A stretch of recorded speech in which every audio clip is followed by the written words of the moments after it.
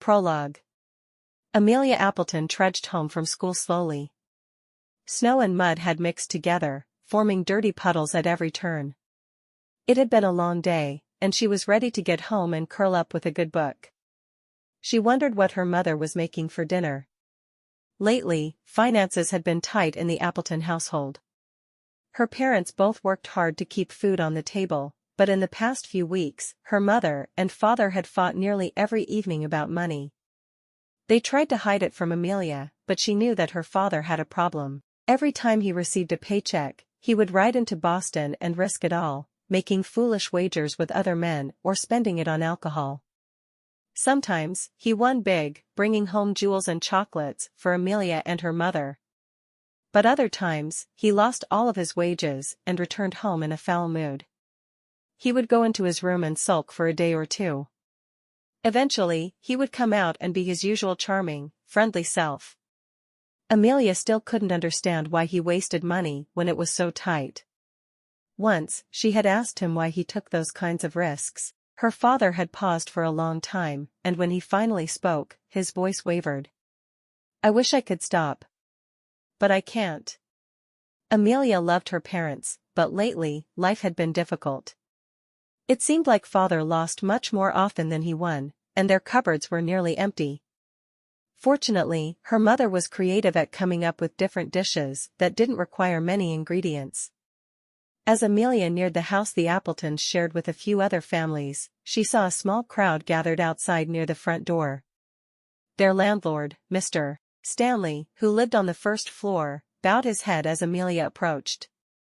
Amelia tried to step around the crowd, but Mr. Stanley reached out and took her arm. "Amelia, come with me." Amelia felt her heart beat a little faster. "What's wrong?" Mr. Stanley simply motioned for her to follow him. He used his key to enter the front door, then walked up the stairs to the third floor, where the Appletons lived. He took another key from his ring and used it to unlock the door. "You should sit down." Amelia looked around and inhaled. There was nothing cooking on the stove. There weren't even any ingredients on the counter. Her parents were nowhere to be found. "Where are my mother and father?" Mr. Stanley didn't respond. "Please, have a seat." Amelia felt uneasy, but she obeyed. Mr. Stanley had always been kind to her parents. When Mr. Appleton had been unable to pay a month's rent, Mr. Stanley let him make it up in the next month's payment. Mr. Stanley took a deep breath. "Amelia, your parents were in an accident." Amelia opened her mouth, a dozen questions running through her head. At that moment, the door burst open, and a team of men rushed in. They were dressed in black and carried bags. Mr. Stanley spun around, his face red. Amelia had never seen him so angry before. "Have you no decency?" One of the men laughed derisively at Mr. Stanley. "A debt's a debt." Amelia put her hand on Mr. Stanley's arm. He looked back at her. "What's happened, Mr. Stanley?" Mr. Stanley sighed and rubbed his temple. "Your parents were killed, Amelia. They were on their way to the bank in Boston, and their wagon was involved in an accident." "I'm sorry." Amelia dropped her hand, stunned. What Mr. Stanley was telling her couldn't be possible, but she hadn't known the man to lie. A sob rose in her throat as she thought about never seeing her mother or father again. Just then, she heard a loud crash. One of the men had knocked over her mother's favorite blue and white vase. "Who are these men?" Amelia asked Mr. Stanley. "They were destroying her home." Mr. Stanley sighed. "Amelia, your parents owed money to a group of men from Boston. These men. They're rough. They're cruel and greedy. When they learned of the accident, they sent their associates here to collect as much as they could." Amelia's head was spinning. She knew her parents hadn't had much money, but she didn't know they were in debt to someone. One of the men left the room, armed with a full bag of Amelia's family's belongings. Two other men began carrying a couch down the stairs. Soon, there would be nothing left. "What will I do now?" Mr. Stanley sighed. "There's a factory in town I know that will hire girls like you, girls with no family, nowhere else to turn. It's not a great life, Amelia, but I'm afraid it's all that's available to you at this time. Amelia was still reeling from the conversation. Her mind focused on 4 words, girls with no family. That was her now. Chapter 1. Tag. You're it. A little boy slapped Felix Gardener on the back of the knee. Felix turned around, but the boy had already run away. Better hurry, Felix. Abner Phelps, Felix's best friend, called. Felix rushed over to his friend and tapped him on the shoulder. Now you're it, Ub. He took off running in the opposite direction. Abner began to chase after him, but his wife, Catherine, grabbed his arm. Not so fast, Ub. Abner turned around and looked at his lovely wife. She was glowing. I can't have some fun with my best friend? Church is about to start, Abner. Catherine said sternly, but she was smiling. She put a hand on her growing stomach. Soon, you'll be a father, and what kind of example would that be setting if you were late? Felix sighed as he saw that Abner wasn't coming over. He jogged over to Abner and Catherine. We should go inside, Catherine told him. Felix shoved his hands into his pockets. Fine. But Abner's still it. We'll pick this up later. Catherine whispered something in Abner's ear, and he let out a loud guffaw. Felix felt a pang in his heart as he followed them into church. He couldn't believe his best friend was going to be a father. He admired the life that Abner and Catherine led together. He knew his friend was happier than he'd ever been before, and Felix was glad about that. But sometimes, he felt a little envious, too. Once Catherine and Abner's baby was born, he knew things would change between the 2 men. Abner would be a married man and a father, and Felix would still be a bachelor. He took a seat in the pew behind them, secretly scanning the church for young women. There were only a few, and all of them were either already married or betrothed to other men. Felix sighed. He loved living in nowhere, but it made it hard to meet young women. His eyes fell on Edna Petunia and Cletus Sanders. Several years prior, a bus full of orphaned girls had shown up in nowhere, with no place to stay due to a mix-up. Having married late in life, with no biological children of their own, Edna Petunia and Cletus had adopted them. But each one of the 15 women had gotten married. Now, Felix didn't stand a chance. Unless. Felix's eyes gleamed with an idea. Pastor Micah Barton, the Reverend of Nowhere, cleared his throat. Welcome, everyone. So glad you all could make it today. Felix tried to pay attention to Micah's words, but it was hard to focus. He had so many plans and ideas that he could hardly sit still. Micah spoke about the bonds of the community the people of Nowhere had formed.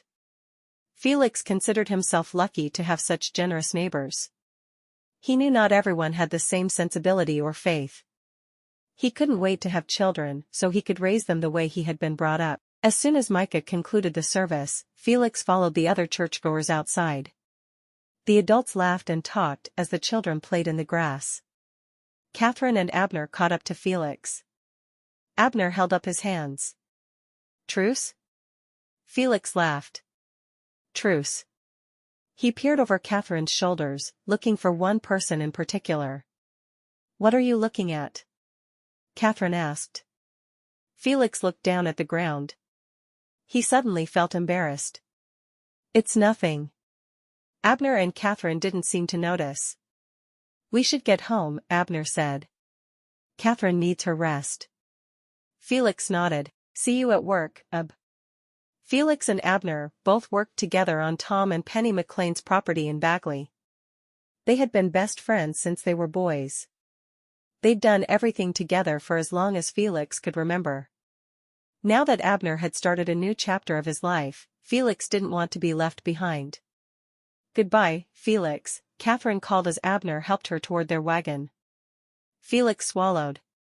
He had to build up his nerve so he could ask the question that had been on his mind for the past hour. He put his hand above his eyes, searching the crowd for the person he wanted to speak to. Finally, he found her, playing with one of her grandchildren. Felix couldn't remember how many there were. The extended family seemed to keep growing and growing. Felix took a deep breath and walked toward Edna Petunia. "Hello," he said softly. "You're going to need to speak up, son." Edna Petunia boomed. Felix blushed. Now everyone in the immediate area was staring at him. "I was hoping to talk to you," he said in a slightly louder tone. "What's that?" Edna Petunia leaned in. "Could I ask you a question?" Felix felt like he was shouting. "If you have a question, just ask me." Edna Petunia grinned. "I'm an open book." "It's, private." Felix felt the tips of his ears turning red. He saw a few of Edna Petunia's daughters looking at him with interest. "Don't worry," Edna Petunia declared loudly. "I'm one of the best secret keepers you'll ever meet." "Aren't I, Cletus?" Now it seemed everyone was staring at them. Cletus threw his head back and laughed. "You shouldn't worry, son," Cletus told Felix kindly. Felix thought for a moment. He could excuse himself and pay a visit to Edna Petunia the following day, but that probably wouldn't make much difference. With the size of her family, there were sure to be daughters or grandchildren visiting. Soon enough, everyone would know his business anyway. He took a deep breath, then plunged forward with the question that had been turning in his mind. "Edna Petunia, would you be able to find me a bride, the way you found Catherine for Abner?" Edna Petunia gasped, clapped her hands together, and threw her arms around Felix. She squeezed him until he felt like his ribs were going to crack, then released him. "Oh, my. I knew word would get around about my matchmaking service, but I didn't realize how fast it would happen. I'd better get to work." Felix stepped back, dazed and a little sore. He rubbed his side. "Is that a yes?" Edna Petunia nodded with glee.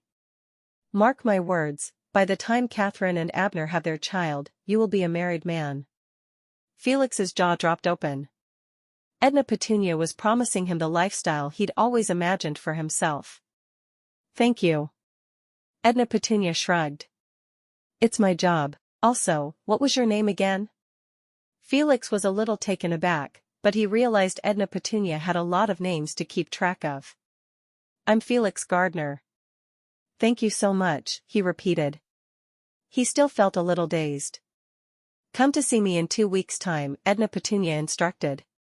"I'll know more then." "Yes, ma'am." Felix nodded. He couldn't wait. Everything was coming together perfectly. Chapter 2. 2 weeks later, Felix nervously shined his shoes on the porch of the small home he'd built on his parents' property. It was the perfect distance from the house he had grown up in.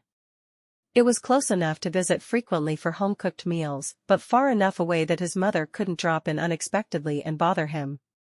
Felix knew he shouldn't be anxious about seeing Edna Petunia. She had been around for as long as he could remember, even though he knew that she'd moved to nowhere later in her own life, but she was going to give him more information on his future wife, and for that, he felt like he should at least dress nicely to show her how seriously he was taking this. He looked at the clock. He had plenty of time to get there. He wondered if he should pick some fresh flowers on his way there. He wanted to show his appreciation for her helping him find a bride. Felix finished cleaning his shoes and slipped them onto his feet. He left the house and shut the door behind him. It was a nice evening, and he decided to walk to the Sanders house instead of taking the wagon. As he walked, he thought about the bride that Edna Petunia was choosing for him. He wondered what she would look like. Although he obviously hoped she'd be beautiful, there were other qualities that were more important to him. He loved watching Catherine and Abner together. They had such an easy chemistry and natural way of speaking to each other. Still, Felix knew that it had been challenging at first for the couple. Abner had confided in him that Catherine had high expectations, and it had caused a rift in their early days of marriage. Felix knew that in order to make his future marriage successful, he was going to have to work hard at it. He was ready for the challenge. Felix's route to the Sanders house took him through the center of nowhere. Main Street was quiet, it was a Sunday, and hardly anyone was out at night. As he got to the edges of town, he noticed a patch of lilies growing by the side of the road. He stopped to pick a few of them, arranging them in a makeshift bouquet. He hoped Edna Petunia would like them. Felix wondered how long it would take for Edna Petunia to find a match for him. He hoped he wouldn't have to wait too long. The Sanders home came into view, large and rambling. It was lucky that Edna Petunia and Cletus had been willing to adopt their daughters, because they owned one of the few houses in nowhere that could accommodate 15 extra people. Recently, though, the youngest daughter had married and moved out of the house, so it was just Edna Petunia and Cletus again. Felix wondered if they ever got lonely after the hustle and bustle of raising 15 adopted daughters. He knocked on the door, feeling nervous again. Edna Petunia answered the door. My, you look very handsome, Felix. If I weren't a married woman. She winked at him. Felix stifled the urge to laugh. Edna Petunia sometimes said some off-the-wall things, but he knew she meant well. He held out the flowers to her. These are for you. Edna Petunia simply stared at the flowers. No, I think you're going to want to keep those. Felix frowned. Had he done something wrong? Edna Petunia also hadn't invited him in. What was going on? Edna Petunia grinned. I bet you're wondering why I haven't invited you in. Felix nodded. You're right. Is something wrong? I have a little surprise for you, Edna Petunia replied. Cletus. Cletus bounced down the stairs with the energy of a man half his age. Felix didn't know how Edna Petunia or Cletus stayed in good shape. He could only hope to be in that condition when he reached their age. At your service, dear. To Felix's surprise, Cletus went out the front door and disappeared. Come on, now, Edna Petunia chided, motioning for Felix to follow. Felix was baffled. What is going on? You'll understand soon enough. Edna Petunia laughed. She waited on the porch, and Felix stayed with her. He had always known that Edna Petunia was eccentric, but this seemed odd even for her.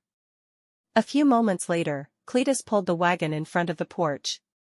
Edna Petunia climbed in. What are you waiting for? Edna Petunia asked Felix. Where are we going? Felix asked as he stepped into the wagon. How's your breath? Edna Petunia reached into her bosom and pulled out a peppermint stick. I think my breath's just fine, ma'am, Felix answered, bewildered. Are you sure? Edna Petunia held the peppermint stick out farther. Felix gulped. He didn't know where the peppermint stick had been, but he was confident he didn't want to eat it. No thank you, ma'am. Edna Petunia sighed and stuck the peppermint stick in her mouth. Felix turned his attention to Cletus. Do you know where we're going, sir? I won't spoil the surprise, son, Cletus answered with a smile. You'll see, Edna Petunia said, crunching down on the candy. Felix adjusted the flowers so they wouldn't get squashed by the side of the wagon. He looked at the landscape as they sped past. They were headed in the direction of town, which didn't make much sense. Was Edna Petunia testing him? Trying to see if he was really cut out to be someone's husband? Is this a test, ma'am? Edna Petunia simply smiled mysteriously. Felix sighed. If it was a test, he hoped he would pass. He had never really liked tests. Finally, Cletus brought the wagon to a halt. Felix looked up. They were parked right outside of the town church, where they'd all been earlier that day. What are we doing here? Felix didn't understand what this had to do with a mail-order bride. Well, he knew eventually he'd be going to the church to get married if all went according to plan, but it was far too early for all of that. Let's go. Edna Petunia pushed Felix, and he hopped out of the wagon. She followed and rushed into the church. Felix noticed that a few candles had been lit, and Pastor Micah and his wife, Sarah Jane, were standing near the front of the church.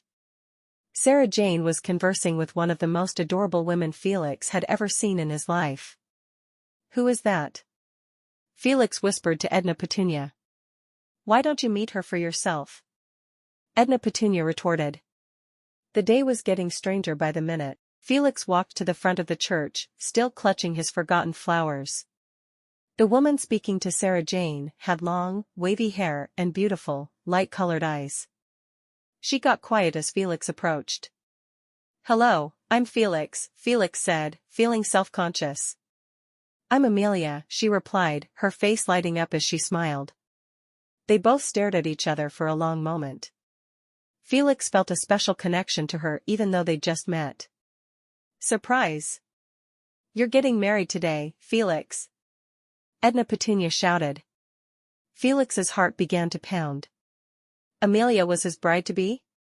It seemed too good to be true. Felix forced himself to say something to his intended wife. "It's a pleasure to meet you." Amelia tucked a piece of her hair behind one of her ears. "A pleasure to meet you as well." How are you here?" Felix asked, feeling silly. Amelia laughed. He loved the sound of it and vowed to try to make her laugh every day for the rest of their lives together. She looked at Edna Petunia. "It's all because of this woman." Edna Petunia shrugged. "You asked me for a mail-order bride. I got you one. It's not that complicated." "But how did she get here so quickly?" Felix continued. "The train ended up being quicker than I thought." Edna Petunia laughed. "Now, let's get on with the ceremony. I'm sure Amelia would like something to eat." Amelia blushed. The train that had brought her to nowhere had made eating full meals difficult over the past few days. But she didn't want her new husband to think she was fussy. Felix smiled. "Oh, yes. I'd like that. Are you ready?" He looked into Amelia's eyes. Amelia felt a fluttering sensation in her stomach. She couldn't believe that in less than an hour, the man standing before her would be her husband. She knew they were going to get along wonderfully. Although they had barely exchanged a few sentences, she had a good feeling about it. "I'm ready," she replied. Micah Barton smiled. Edna Petunia and Sarah Jane took seats in the front row of the church. "We are gathered today to celebrate the marriage of Felix Gardener and Amelia Appleton," Micah began. The rest of the ceremony was a blur to Felix. He stared into Amelia's eyes, almost unable to believe his good fortune. The next thing he knew, Micah was giving him a gentle nudge in the shoulder. "What?" Felix whispered. "You may kiss the bride," Micah repeated calmly. "Oh." Felix leaned in and kissed Amelia on the lips. He loved the sensation he got from being so close to her. He couldn't wait to be alone with his new bride. Amelia pressed her lips back against Felix's. His touch was gentler and more intriguing than she had anticipated. She wanted to fall into his arms and keep kissing him forever, but they were in the middle of church and surrounded by strangers. Amelia got a chill as she realized Felix was a stranger, too. What if things didn't work out? What if he drank too much or gambled their money away, as her father had done? "Is something wrong?" Felix whispered, seeing a look of concern flash across Amelia's face. Amelia cleared her mind and shook her head. "I'm just a bit tired," she explained. "Ah." Felix nodded. "Would you like to go home?" Amelia nodded. "That would be lovely. Congratulations." Sarah Jane rushed up to the newlyweds. She gave each of them a hug. "How does it feel to be married?" Felix and Amelia looked at one another. Felix grinned. "It feels pretty great. But I think my new bride would like some rest." "I bet she won't get any rest. You'll be up all night playing in the marital bed." Edna Petunia giggled. Amelia laughed. She had never met a woman who was so frank. Although she was exhausted, she was also curious about her new husband. She wanted to learn everything there was to know about him. "It was lovely to meet all of you. Thank you for marrying us, Pastor Barton, and Edna Petunia, thank you for everything. I'm so glad to be here." Felix beamed with pride. Even though she had been traveling for days, Amelia still had the ability to be kind and courteous to those around her. Edna Petunia had picked the perfect bride for him. Cletus, who had slipped inside the church during the ceremony, piped up. "I'll bring the wagon around so Amelia can put her things inside." "Thank you, Cletus," Felix said. His house wasn't terribly far from the church, But it made more sense to drive so they wouldn't have to carry Amelia's bags. Where are your bags anyway? Amelia pointed to a small carpet bag. That's it. Felix frowned. Really? You fit everything you own into this bag? Amelia crossed her arms over her chest. Yes. Why do you ask? Felix felt like he'd said the wrong thing. No reason. I wanted to make sure we didn't leave anything here. Amelia nodded. They both walked outside. Edna Petunia joined them, and Cletus pulled the wagon up to the front of the church. Felix put Amelia's bag in the back, and then they all climbed inside. Micah and Sarah Jane came outside and waved goodbye as Cletus set off for Felix's house. Once they arrived, Cletus waited for Felix and Amelia to step down and for Felix to grab Amelia's carpet bag. We'll leave you two alone for the evening, Cletus said, winking at Felix, but I want to hear how it goes. And I expect some little bastards soon. Edna Petunia called as Cletus drove off. Amelia looked at Felix, confused. Did she just say what I think she just said? Felix sighed as he opened the door to his house. I don't think I can explain Edna Petunia in one evening. That will take a whole lot longer. Amelia giggled. I trust you. So what should we do instead? Felix grinned as he set Amelia's bag down on the floor. I have a few ideas. Then he remembered part of the earlier conversation at the church. Before we get into all that, though, would you like something to eat? You must be hungry after that long journey. Amelia nodded. If it wouldn't be too much trouble, I'd love some food. I don't remember the last time I ate a complete meal, she confided. It's not too much trouble at all. Felix headed into the small kitchen area and pulled out a frying pan. You make yourself comfortable. Do you like eggs? Yes, that would be lovely. Thank you, Felix. Amelia chirped. She walked around the small house, taking everything in. I love your home. It's so perfect. Felix was pleased to hear this. I'm glad you think so. And it's our home now. Not just mine. Amelia laughed. Goodness, you're right. I think that may take some adjusting to. How do you take your eggs? Felix asked. Any way is fine for me, Amelia replied, unpacking some of her clothes and folding them on the sofa. My mother always made them fried. It's probably my favorite, Felix said. How did your mother prepare eggs? Amelia turned away, feeling sad at the mention of her mother. She wiped it away, hoping Felix hadn't noticed. Felix could sense that once again, he'd said the wrong thing. I'm sorry. What is it? Nothing. Amelia insisted. I'm fine. I don't have a preference on how I take my eggs. I'll take them however you're having them. Amelia took a deep breath. Although it had been years since her mother's death, she still found it difficult to talk about. She hoped that one day she would be able to tell Felix the whole story, but she was exhausted and drained. Fried eggs it is, then. Felix smiled. He knew it would take some time for Amelia to get used to living with him, so he told himself to be patient. A few minutes later, he brought a plate of fried eggs to the kitchen table. They're ready. Amelia stopped unpacking and took a seat at the table. Thank you so much. You're welcome. I'm just happy you're here, Felix said. He was still in shock from Edna Petunia's big surprise earlier. He had thought he'd be waiting weeks or even months for his mail-order bride to arrive. This was much better. I'm glad I'm here, too, Amelia said. The train ride was longer than I thought it would be.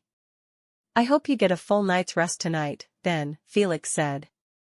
He immediately blushed, thinking about the two of them spending the night in the same bed. There were so many questions he wished he could have asked someone before Amelia arrived. Amelia grinned mischievously. I am very tired, but I also don't know if I'll be able to sleep. She paused. With all this excitement, of course. Felix gulped. Was Amelia flirting with him? He had never been good at understanding women or the signals they were giving off. Then he realized that Amelia was now his wife. He reached across the table and took her hand. "I don't know if I'll be able to sleep either," he said honestly. Amelia finished eating her eggs, feeling nervous. "Show me around, please." Felix relaxed a little. Amelia was so easygoing and charming. They would figure things out together. He stood up and began to clear the dishes. Amelia picked hers up, saying, "No, silly. I'll get those later. You cooked, so I'll clean." Felix smiled. "Okay." He led Amelia around the small house. He pointed outside, though it was dark. "Out there's the well where our water comes from. That's also where I keep Rusty, my horse. I'll introduce you to him in the morning. I mostly walk everywhere, but I do ride to work, because I work over in Bagley." Felix could see Amelia's confused expression. "Oh, that's right. You're not from around here." "Bagley is the next town over. It's not terribly far, but it would be a long walk." "I can't wait to learn all about the area," Amelia said. "I hope you like it here," Felix told her. Amelia laced her hand into Felix's and smiled up at him. "I think I already do." Chapter 3. Amelia woke early the following morning. She and Felix had tiredly stumbled into bed just before midnight. They had talked so much that her voice was hoarse. As much as she had wanted to take their marriage further, her body had been completely drained of energy. She didn't think Felix had minded. She had heard him snoring as soon as his head hit the pillow. It had been a full but good day for both of them, Amelia thought. Felix was outside the small bedroom with a cup of coffee. "Do you like coffee?" Amelia shook her head. "I've never cared for the taste. But thank you, I'll get started on breakfast." "You just got here. I don't expect you to just take over everything right away," Felix explained. Amelia waved a hand. "Don't be silly. This is my job. I'm your wife, remember?" She walked up to Felix and planted a kiss on his lips. Felix grinned. "I could get used to this." He took a seat at the kitchen table. Amelia began to look through the cupboards. "Let me guess. Fried eggs and toast, right?" Felix chuckled. "I suppose you've already learned my habits." "I could use a little help finding the frying pan," Amelia admitted. "Ah, yes."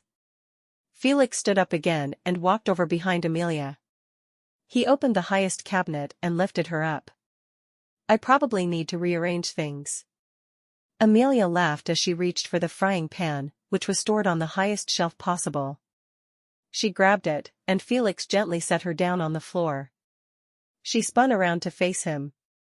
"Now that I live here, a lot of things might need rearranging." Felix kissed her impulsively, amazed at how easy their relationship already felt. Amelia pressed her lips against his, enjoying the lovely moment with her new husband. When they finally paused for air, Felix grinned. "You can rearrange anything you want. I'm a lucky man to have you as my wife." "And I'm a lucky woman to have you as my husband," Amelia echoed. When Mrs. Thatcher had first told her about the mail-order bride arrangement, she had been excited but anxious. She had heard stories about other situations with mail-order matchmaking where a young woman ended up married to a man who was either much older or who had many vices. So far, Felix seemed to be perfectly appropriate. Plus, it didn't hurt that he was handsome. "I wish I didn't have to go to work today," Felix sighed.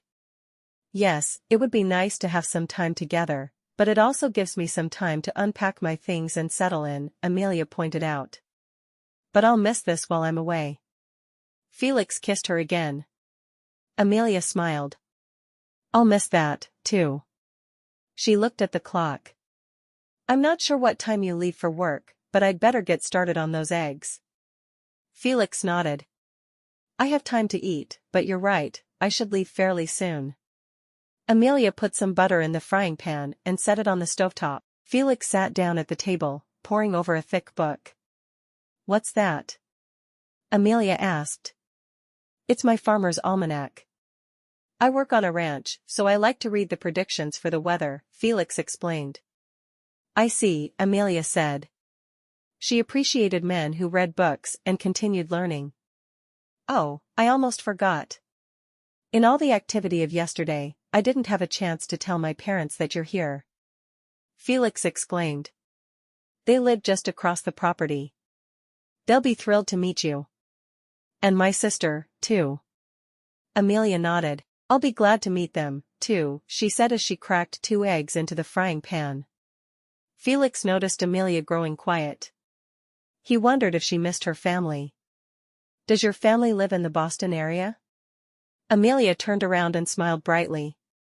You're my family now, Felix. Felix smiled back at her, but he felt conflicted. It seemed like Amelia had avoided his question. He decided to try again. Do you have any siblings? Amelia's pretty face clouded. I'd rather not talk about that now. Felix leapt to his feet. I'm sorry, Amelia. I didn't mean to say or do the wrong thing. Amelia forced a cheery expression. Don't worry about it. Sit back down, and I'll finish your eggs. Okay, Felix replied. He still felt badly. He tried to change the subject. Remember the woman from last evening, the one who was our matchmaker?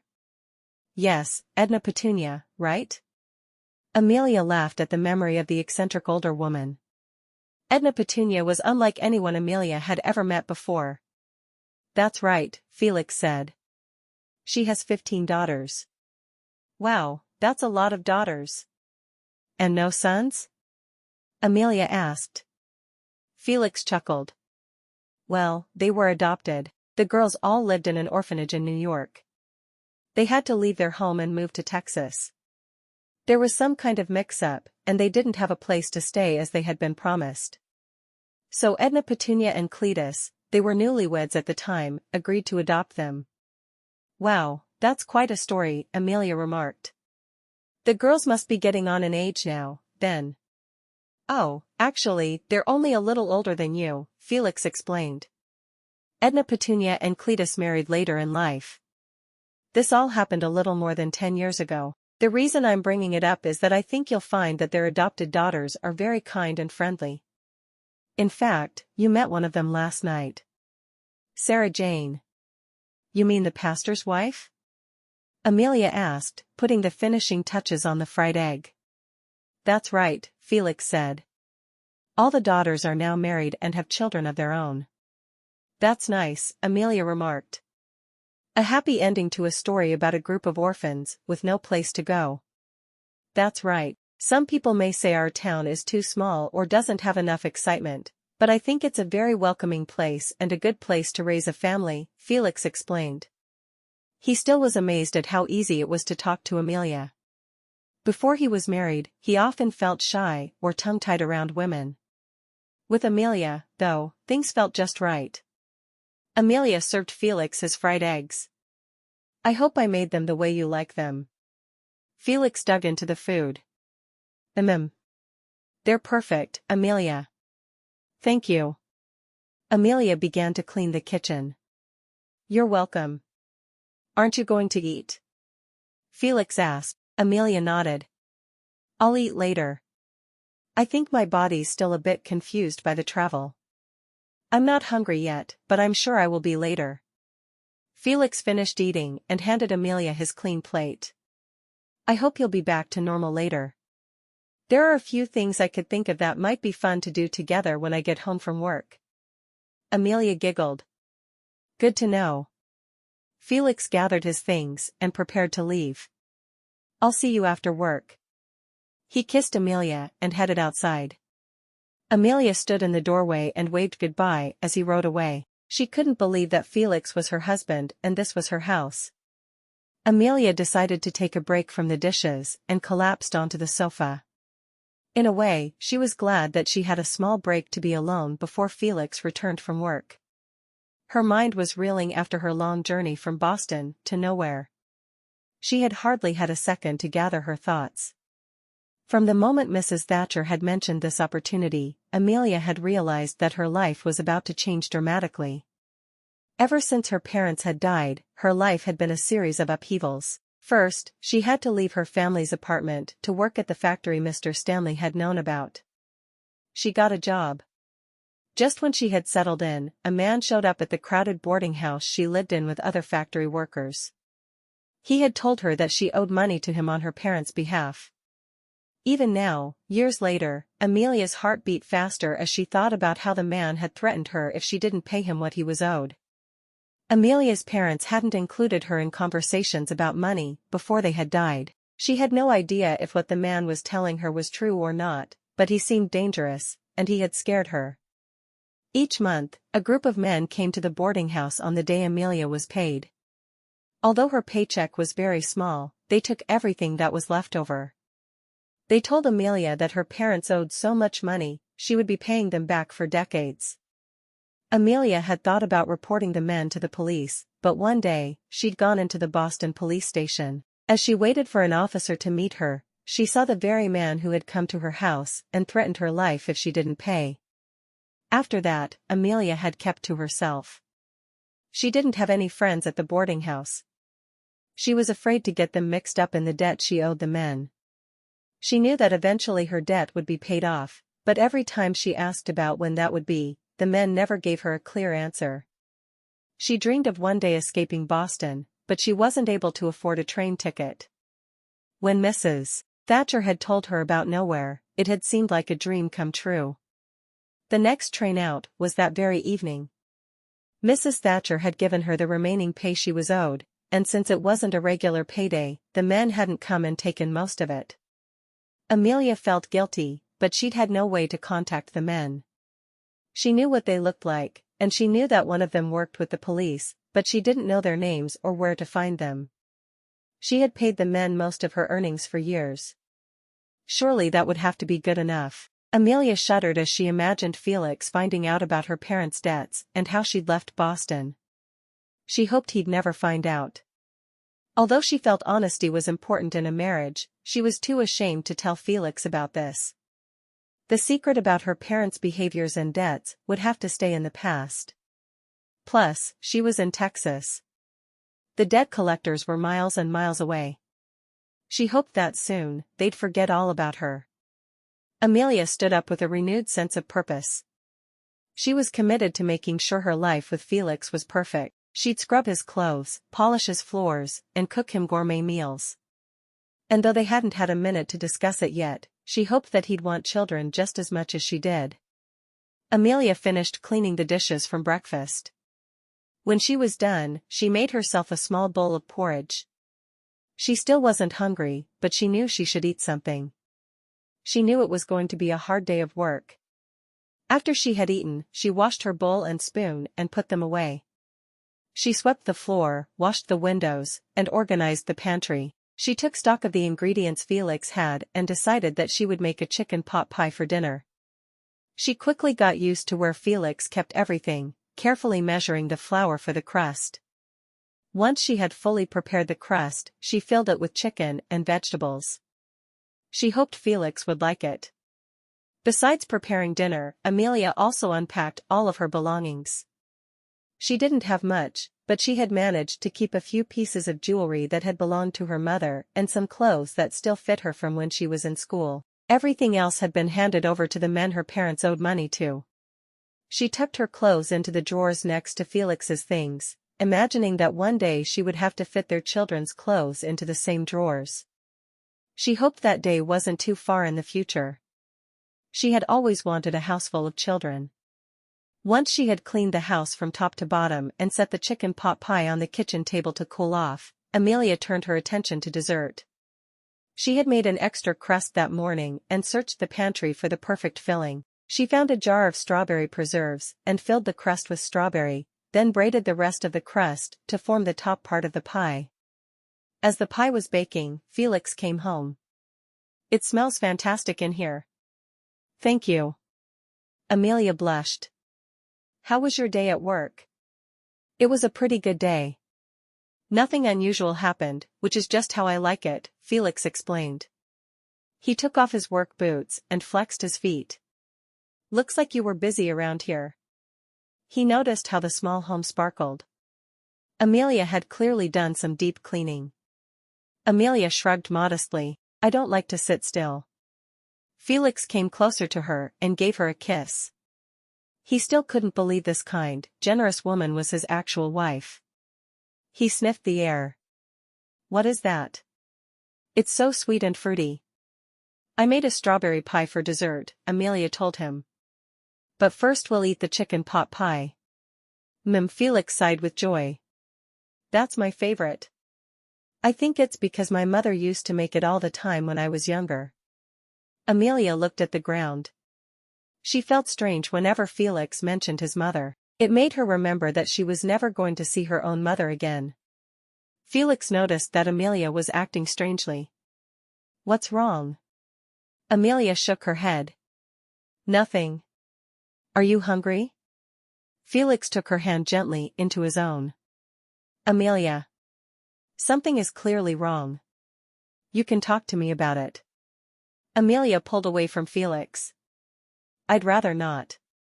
You can tell me anything, you know, Felix continued. He hated the idea of Amelia feeling like she had to hide anything from him.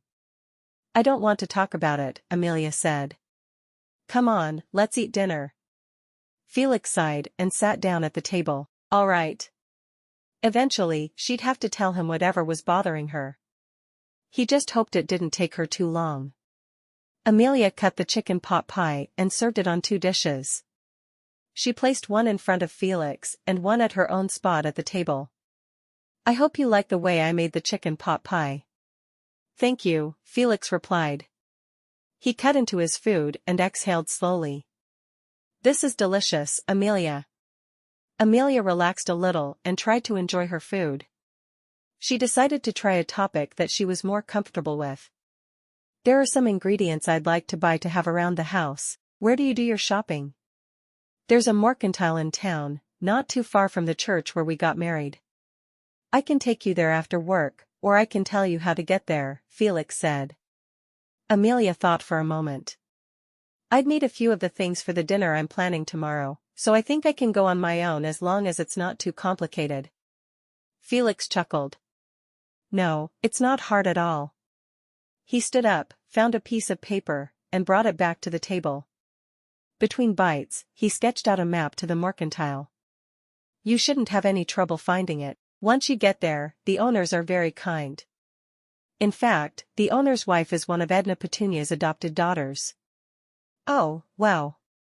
That family seems to be involved with everything in this town, Amelia remarked. It will be nice to meet her if she's around. Felix nodded. She mostly cares for their children, but sometimes she helps out in the mercantile, too. I'm excited to meet more people in town. I don't think it's sunk in yet that I really live here, Amelia admitted. She didn't feel self-conscious or nervous about Felix. She felt like she could talk to him about almost anything. Perhaps one day, she would even tell him about her parents' struggles and the debts she had worked to pay off for so long. But for now, she was determined to keep that part of her life a secret. Felix smiled at his new wife across the table.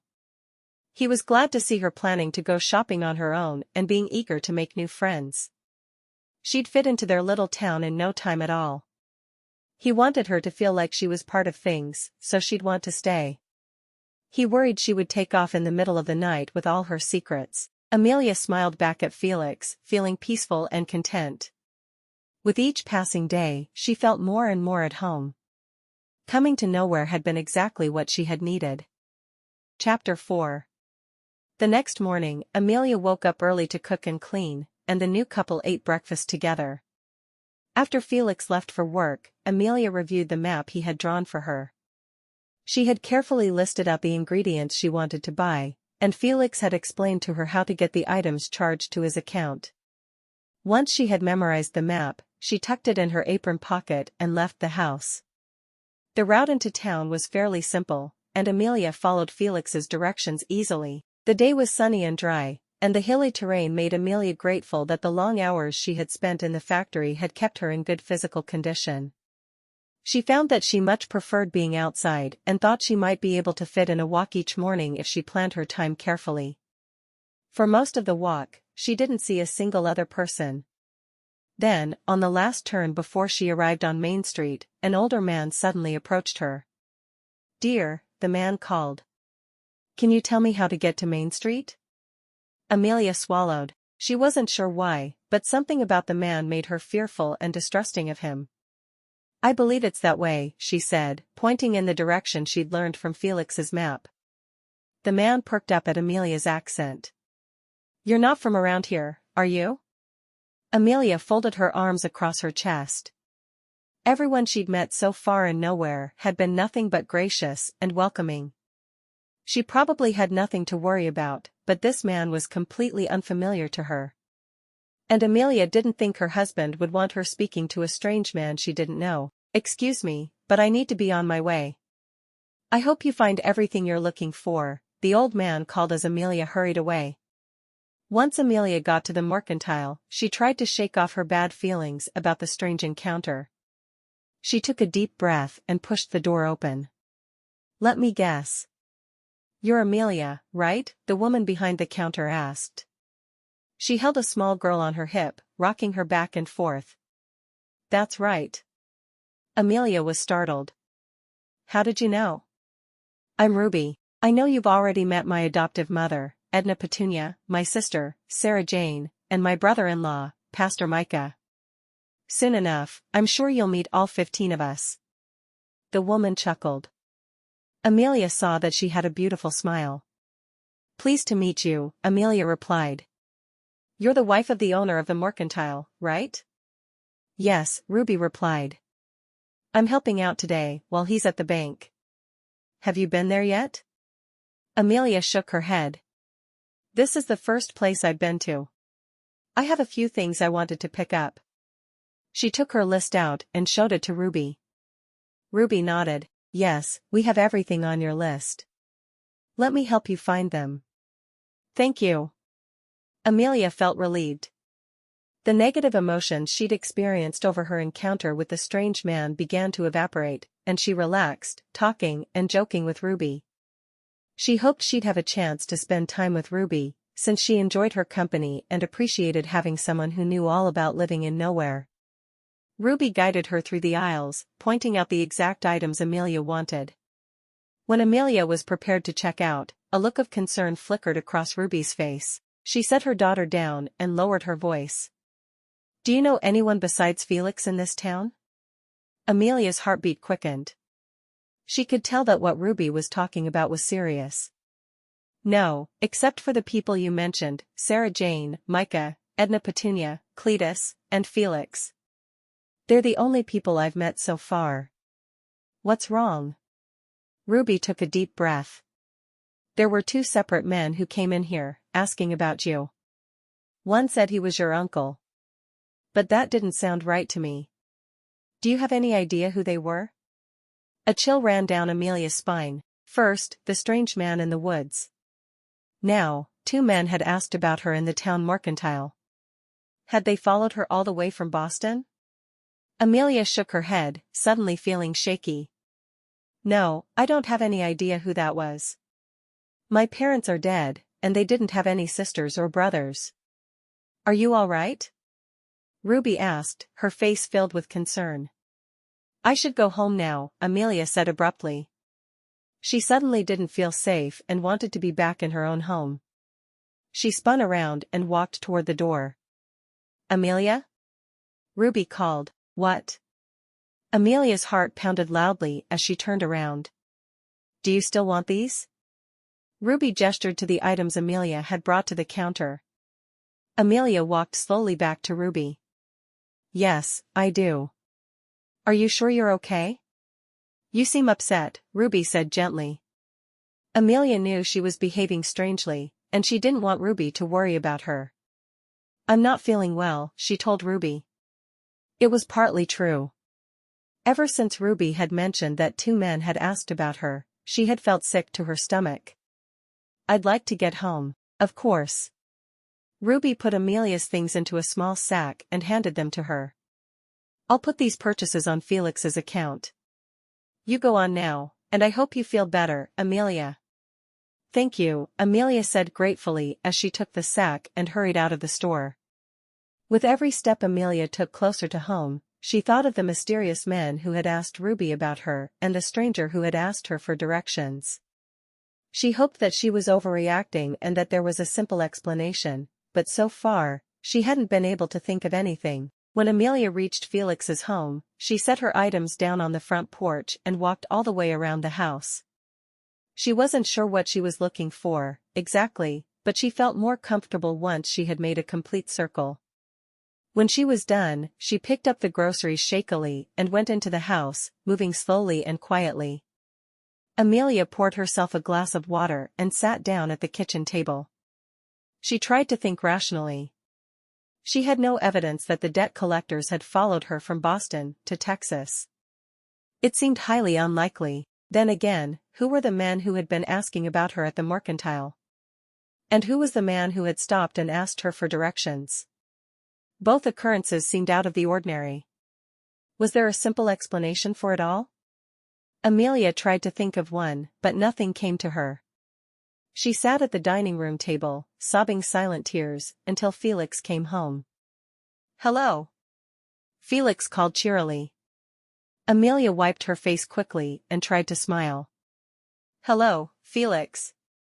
How was your day?" Her voice wavered a little as she spoke.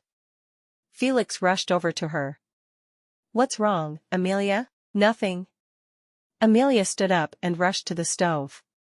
"I'm sorry dinner isn't ready yet. I'll get started right away. I suppose the afternoon got away from me." Felix shook his head. "I don't care about dinner being late. I care about you, Amelia. And something seems wrong. Have you been crying?" Felix walked up close and put his hand on her cheek delicately. "Oh, Amelia." "I'm fine," Amelia insisted. "You can tell me if something's bothering you," Felix told her. "I know that," Amelia said. "Please, Amelia.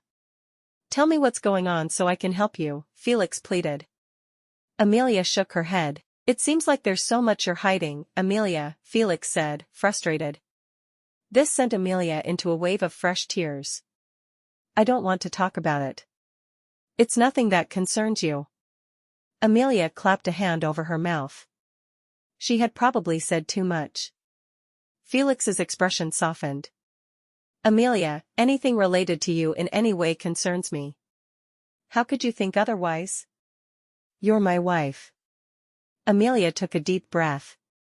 "I know that. But there are some things." She trailed off. Felix waited patiently for her to say more.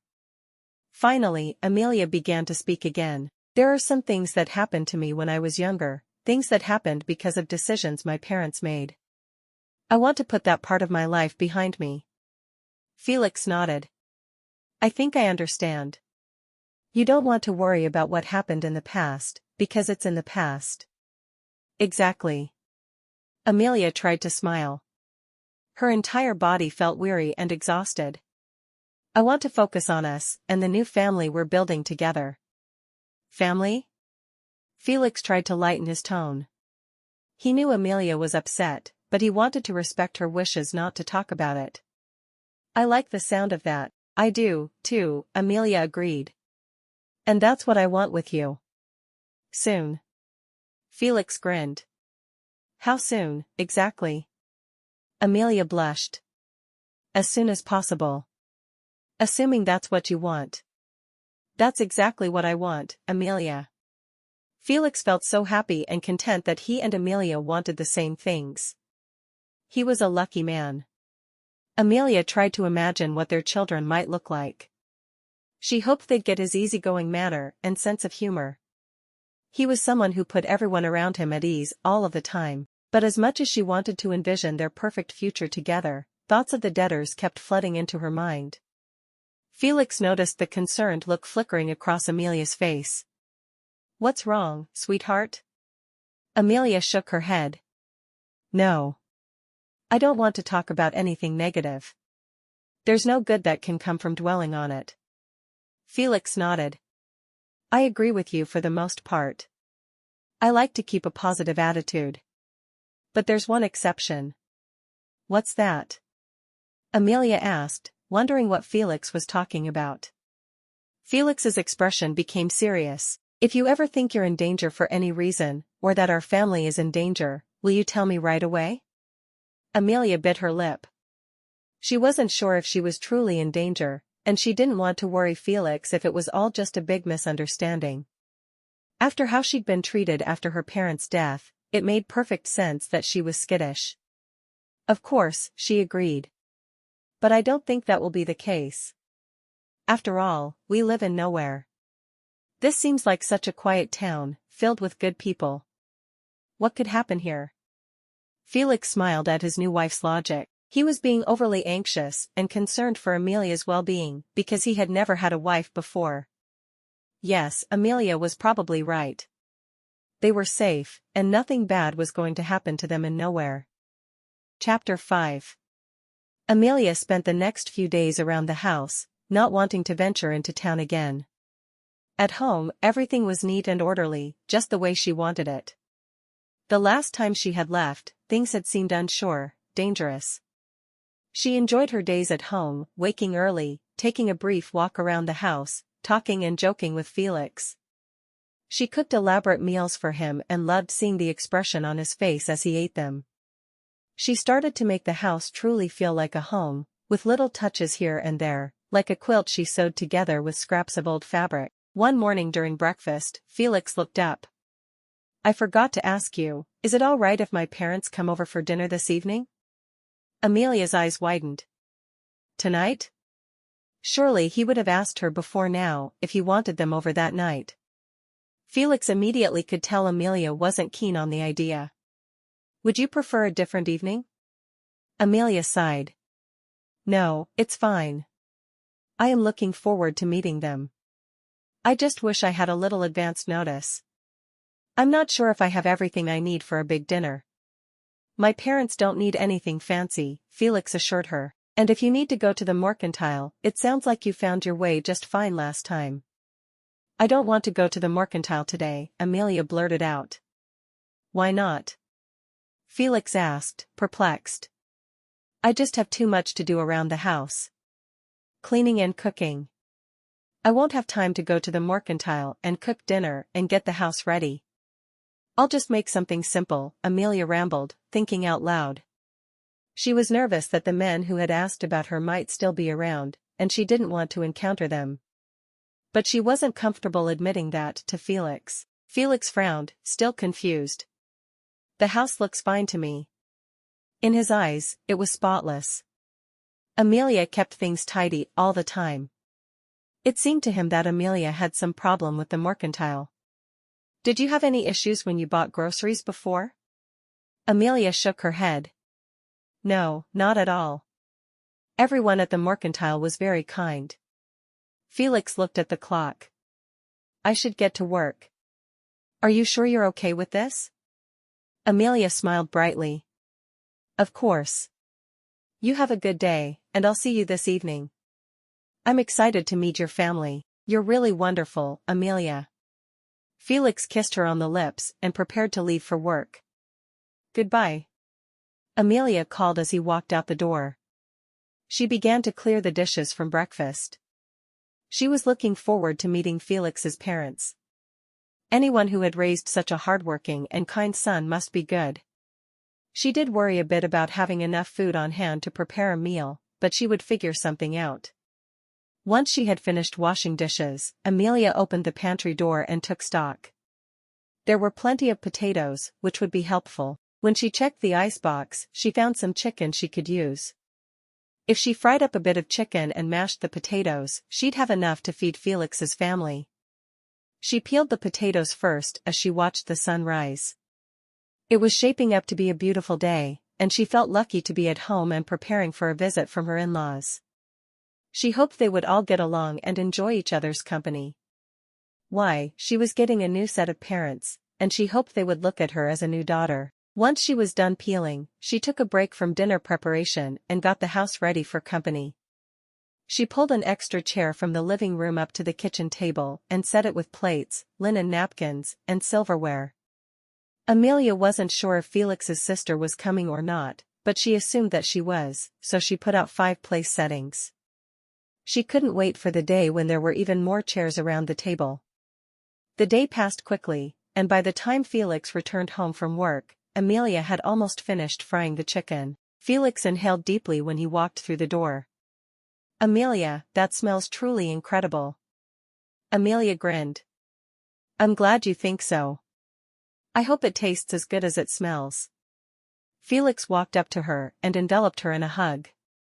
He kissed her forehead. "I'm sure it will. Your food is always top-notch. I know my parents will love it, too." "I hope we get along," Amelia said nervously. Felix burst out laughing.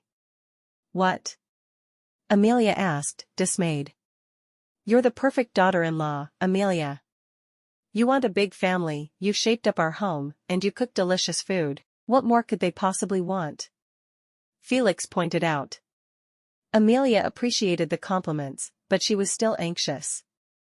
It was always a challenge to meet new people. Some people instantly bonded while others did not. She hoped she and her in-laws were in the former category and not the latter. "Can I do anything to help?" Felix asked. "Looks like you've got everything pretty much taken care of." Amelia nodded. "I'm almost done here. But if you'd like to watch the chicken for a moment while I freshen up, that would be nice." "Of course," Felix replied, "but you look perfect just the way you are." Amelia blushed and walked into the bedroom. She took off her apron and smoothed her skirt. She brushed her hair, hoping she looked presentable enough to meet her new in-laws. She knew first impressions were important, and she wanted to look her best. She took a few deep breaths to try to relax, then joined Felix in the kitchen again. Felix pulled Amelia in close for another kiss. "They're going to love you." "I know it." Just then, there was a knock at the door. Amelia and Felix both walked to the entry. Felix opened the door. "Hello, everyone. This is my wife, Amelia. Amelia, please meet my mother, my father, and my sister, Cora."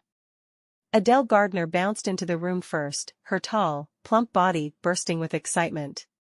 She threw her arms around Amelia. "I have another daughter. I'm so thrilled." Her husband, Harold, stepped inside next. He gave Amelia a polite, firm handshake.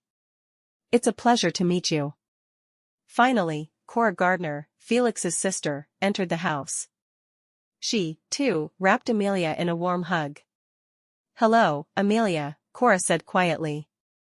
Amelia felt overcome with emotion. She hadn't expected Felix's family to be so instantly kind and welcoming. "It's nice to meet all of you, too. I hope you're hungry." "Felix, I love her already," Harold joked, and everyone laughed. Amelia led everyone to the kitchen table.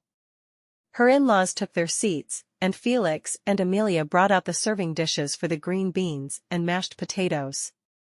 Felix scooped mashed potatoes onto all of the plates, while Amelia got the fried chicken ready to be served.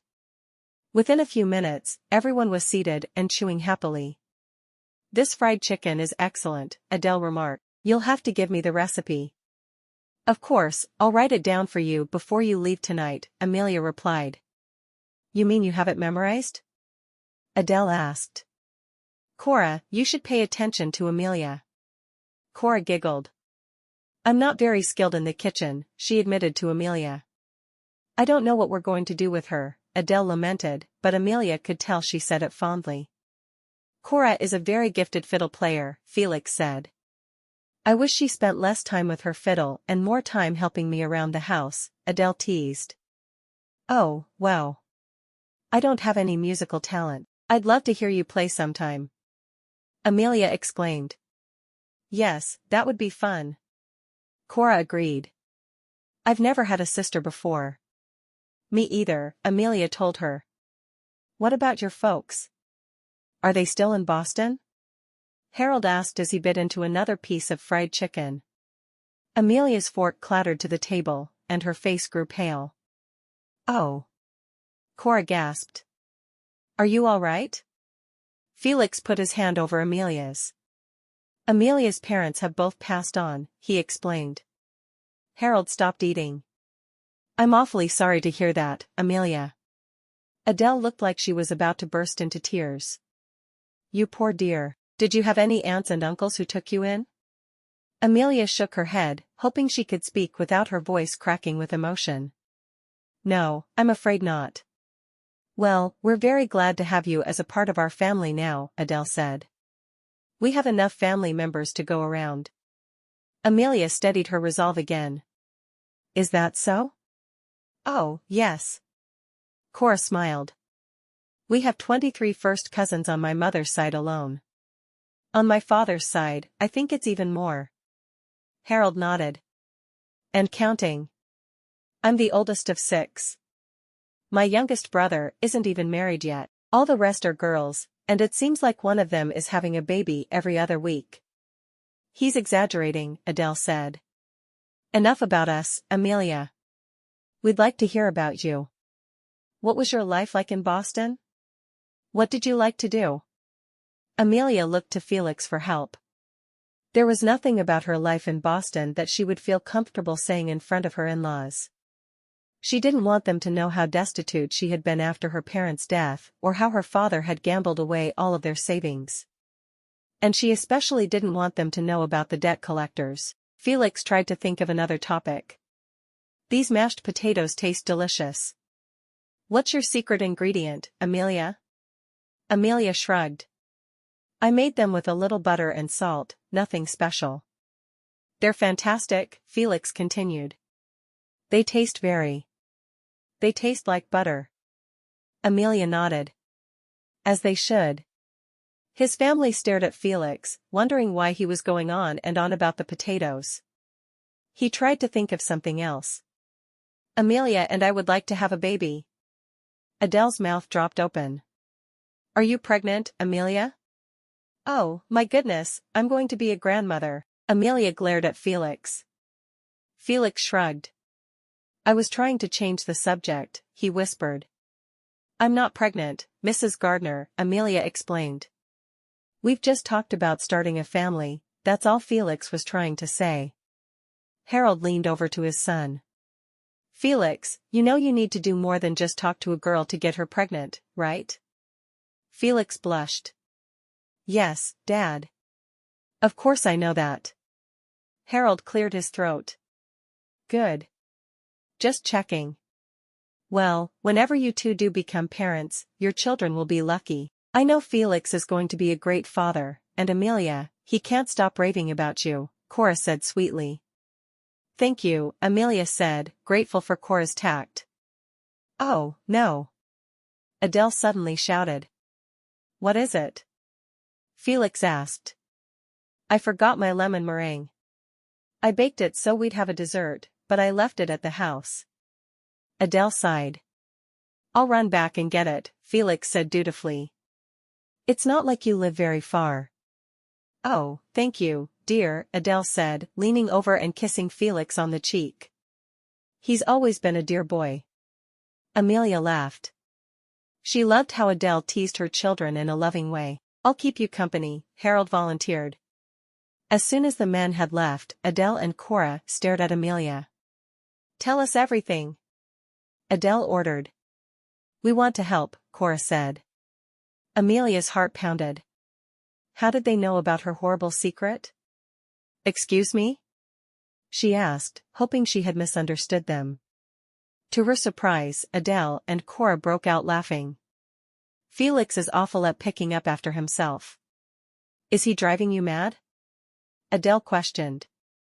And in the evenings, he can be such a bore. He's always going to bed early. He probably puts you to sleep with how calm he is. Cora added. Amelia exhaled, thank goodness. They weren't talking about her family's debt or the men who were possibly looking for her. They were just teasing her husband. She demurred. I honestly haven't noticed either of those things. He's been a perfect gentleman. He has? Adele clasped her hands in front of her chest. I'm so glad to hear that. Maybe he was listening all those years. Cora grinned. I hope he sticks with it and it's not all an act for his new bride. If he gives you any trouble, Amelia, just remember, we're right across the property. Amelia chuckled. Thank you. I'll keep that in mind. Let me help you with these dishes, Adele offered. No, I've got it. Amelia said, jumping up to start clearing the plates. And thank you for making the meringue. You shouldn't have. Don't thank me yet. You haven't tasted it. Adele said and laughed at her own joke. Cora shook her head. Don't worry, Amelia, she's just teasing. Her lemon meringue is a favorite around town. Everyone has had it. Sounds delicious, Amelia said. She found small plates in the cabinet and set one at each spot at the table for the meringue, then continued to wash the larger plates. I remember these dishes, Adele said, commenting on the smaller plates. They belonged to my great-grandmother. Amelia, do you have any family heirlooms? Amelia was so startled by the question that she dropped one of the plates she was washing. It fell to the floor, shattering into hundreds of tiny pieces. Oh, no. Amelia suddenly burst into tears. Adele leapt to her feet. Watch your step, dear. She carefully walked to the closet and pulled out a broom and a dustpan. Let me get that.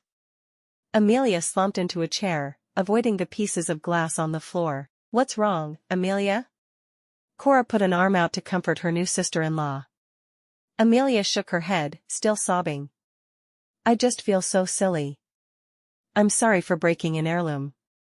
Don't you worry your pretty little head about that for a minute, Adele commanded. My great-grandmother always said plates were for using and not for looking at. You were using it, and it broke. It's not an issue. Amelia didn't have the heart to tell her mother-in-law the real reason why she was crying. She knew that the Gardener family would probably be kind and accepting about it, they had already been so welcoming and generous to her. She didn't want them to associate her with her parents' mistakes. She wanted a chance to prove to them who she was without having to overcome her past. Thank you for understanding, she told Adele. Don't mention it, Adele replied warmly. Now, what else can we do to help you settle in? You know about church on Sundays, and I know you've met Edna Petunia. Don't worry, everyone in town isn't like her. Amelia smiled. Yes, Edna Petunia certainly seems like a good person to know. It seems she's related to half the town. Yes. Cora agreed. And her daughters are some of the sweetest people you'll ever meet. I've met Ruby and Sarah Jane, Amelia explained. You're right, they were both so kind. Have you been to the Mercantile yet? Cora asked. We go at least once a week. Yes, that's where I met Ruby, Amelia replied. What about the bank? Adele asked. Amelia frowned. No, I haven't been to the bank yet. You'll want to go there, get your name onto Felix's accounts, Adele advised. Just makes everything simpler whenever you need anything in town.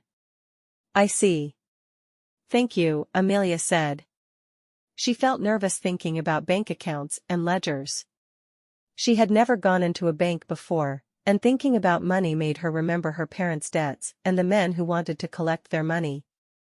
A shudder ran up her spine as she thought about it. We're boring you, aren't we? Adele asked, misreading Amelia's expression. No. Not at all. Amelia insisted. Just then, Felix and Harold returned with the lemon meringue. It smelled incredible, and Felix went around and served everyone a piece. As Amelia bit into it, the lemon meringue practically melted in her mouth. The sweet, sugary filling was the perfect way to end a meal. Adele, this is magnificent. Felix nodded. Mother, you've really outdone yourself. Adele waved their compliments away. It was nothing. But Amelia saw Adele beaming with pride. Once everyone had finished eating, Amelia cleared the small plates. Harold stood up. This has been a lovely meeting, but it's time for us to go home. Thank you again for an excellent dinner. Amelia, welcome to the family. Amelia blushed. She was so grateful to the entire Gardener family for taking her in as one of their own. How would she ever be able to express her gratitude? Thank you, Mr. Gardener. Mr. Gardener was my father. Call me Harold, Or better yet, Dad. Harold winked at Amelia. Amelia laughed. Yes, sir. I mean, Harold. It felt too awkward for her to call Harold Dad, but she thought that one day, she might be comfortable doing so. Adele smothered Amelia into another lengthy hug. Come over any time you need anything, all right? We're just a quick walk away. Cora grabbed Amelia's hand. Yes, please visit. I'll play my fiddle for you, and you can help me learn to make some of your delicious treats. Amelia smiled. That would be nice. Felix hugged his parents goodbye, and they all moved out to the porch. Felix and Amelia waved as Adele, Harold, and Cora walked back to their house. Amelia and Felix went back inside, and Amelia collapsed onto the sofa in a heap. I'll finish cleaning later. I'm exhausted, she admitted. Felix joined her on the couch and patted her on the head. That was a smashing success, don't you think? Amelia grinned. I think it went well. Your family is wonderful. Felix shook his head. Our family is wonderful. Amelia smiled and relaxed into his arms. She didn't know what she had done to deserve such a fine young man as Felix, but she was grateful and would work to make sure he felt loved and appreciated every day of his life. Chapter 6. After the success of having Felix's family over for dinner, Amelia felt more hopeful and optimistic than ever. She decided to pay a visit to the local bank so she could add her name to Felix's accounts. The trip to the bank was slow and uneventful. The sun hung in the sky, bearing down on Amelia and making her sweat. Still, she was glad that she hadn't run into any more mysterious men. At the bank, Amelia waited in line to speak with a teller. She hoped the errand wouldn't take too long, because she had decided to bake Felix sugar cookies as a special treat. He had been so kind and understanding in helping her adjust to nowhere, and she wanted to express her appreciation. When it was Amelia's turn, she approached the teller's desk and sat down. Name? The teller asked, barely glancing up. I'm Amelia Amelia Gardener, she said, nearly forgetting to use her married name. And how can we help you today? The teller, a tall, portly man, smiled at her. I'd like to add my name to my husband's accounts, Amelia explained. His name is Felix Gardener. An expression of concern flashed across the teller's face. Please tell me your name again, ma'am. Amelia's pulse quickened. Was something wrong? Amelia Gardener. The teller's eyes narrowed. Have you ever gone by the alias Amelia Appleton? Amelia frowned. It's not an alias. It's my maiden name. I was formerly Amelia Appleton, but then I got married. I'm afraid you'll need to come with me. The manager would like to have a word with you. The teller stood up and motioned for Amelia to follow him. Shaken, Amelia stood and followed the teller to the back of the bank, where they waited outside a wooden door. The teller knocked on the door. Amelia wanted to run to the front of the bank, exit, and race home, where no one could hurt her. But she knew that would reflect poorly on Felix, so she stayed. She felt like she was in trouble, even though she had done nothing wrong. The manager, a tall, thin man with a receding hairline, opened the door. Come in. The teller stood and motioned for Amelia to sit down in a chair. This is Amelia Appleton. The manager sighed wearily. We've had some visitors here at the bank who are looking for you, Miss Appleton. It's Mrs. Gardener now, Amelia said boldly. I'm married. Yes, of course, the manager replied stiffly. The fact is, Mrs. Gardener, these men, on multiple occasions, came into the bank and demanded we tell them where you were. Who were they? Amelia asked, trying to stay as calm as possible. They said they were from Boston, the manager replied. No, that can't be. Amelia blurted out. She couldn't believe it. They had followed her all the way from Boston. They were here in her new town. The manager cleared his throat. We told them we didn't know you. But Mrs. Gardener, if I were you, I'd be very, very cautious. These men seemed quite unsavory. Amelia was too stunned for words. The manager then said, "We won't be able to add your name to your husband's account until he comes into town to add it himself. We can't just take your word on the fact that he wants you to access his money." Amelia hadn't wanted anyone in Nowhere to know about her past, but she felt that she needed to explain a few things to the bank manager. In the corner, the teller sneered, looking bored and judgmental. Amelia shook her head. "You don't understand. Neither of you do. Those men are part of a group my parents owed money to. I never made any kind of agreement with them or borrowed money from them. But after my parents died, they forced me to make payments. They say I still owe money, but it's been years." The manager held up his hands. "I'm afraid you'll have to take that up with the men who are here to see you. These men are bad. Isn't there anyone who can help me?" Amelia asked, her voice quivering with emotion. "As I said before, Mrs. Gardener, I think it's best that you leave and discuss this matter with your husband," the manager said. He sat back at his desk and stared at Amelia. Amelia bit back the tears that threatened. She wouldn't give these unsympathetic men the pleasure of seeing her cry. She was stronger than that. Without saying another word, she stood up and waited for the teller to open the door. She held her head high and strode toward the front of the building and out the front door. She couldn't believe the debt collectors had come all the way to Nowhere to track her down. She feared for her own safety as well as Felix's. The thought of Felix made her want to cry all over again. He had no idea what kind of woman he had married. It wasn't fair that he could be in danger. He needed to know. Amelia loved her marriage. It was the first relationship she'd had with anyone since her parents had died, and she couldn't wait to have his children and enjoy a long, happy life together. But keeping her secret didn't feel like an option any longer. She had to tell him. But how would she be able to make him understand? As much as Amelia wanted to sit down and cry right there in the middle of the street, she refused to give in to the desire. Instead, she set off for the house, walking at a brisk pace. She couldn't wait to sink onto the soft sheets of the bed and take a nap. She was suddenly exhausted.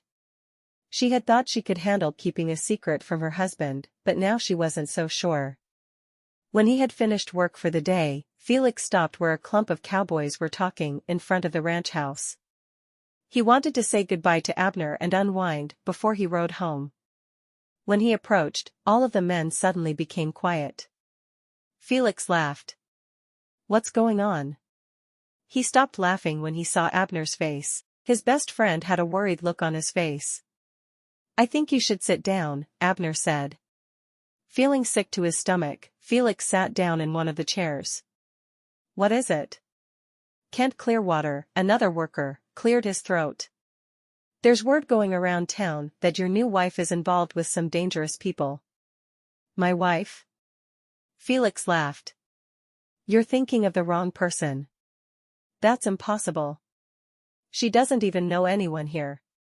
"Hear him out, Felix," Abner said quietly. Felix had never seen Abner look so serious. Felix nodded, indicating that Kent should continue. Kent looked around the room. A few men were asking after her in the bank and in the mercantile. "That's not all," Bryce Smithers chimed in. "I heard the men were going around threatening everyone they came across. They won't stop until they find Amelia. They said she's on the run." Felix didn't know what to think. He knew Amelia wasn't capable of what the men were suggesting.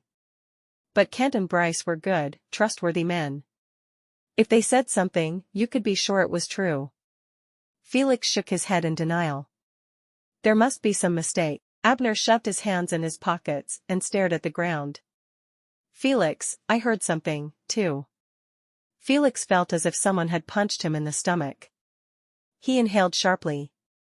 "What are you saying, Abner?" "I heard she owes a lot of money to bad people," Abner said quietly. I don't understand." Felix couldn't reconcile what he was hearing with the woman he had grown to love.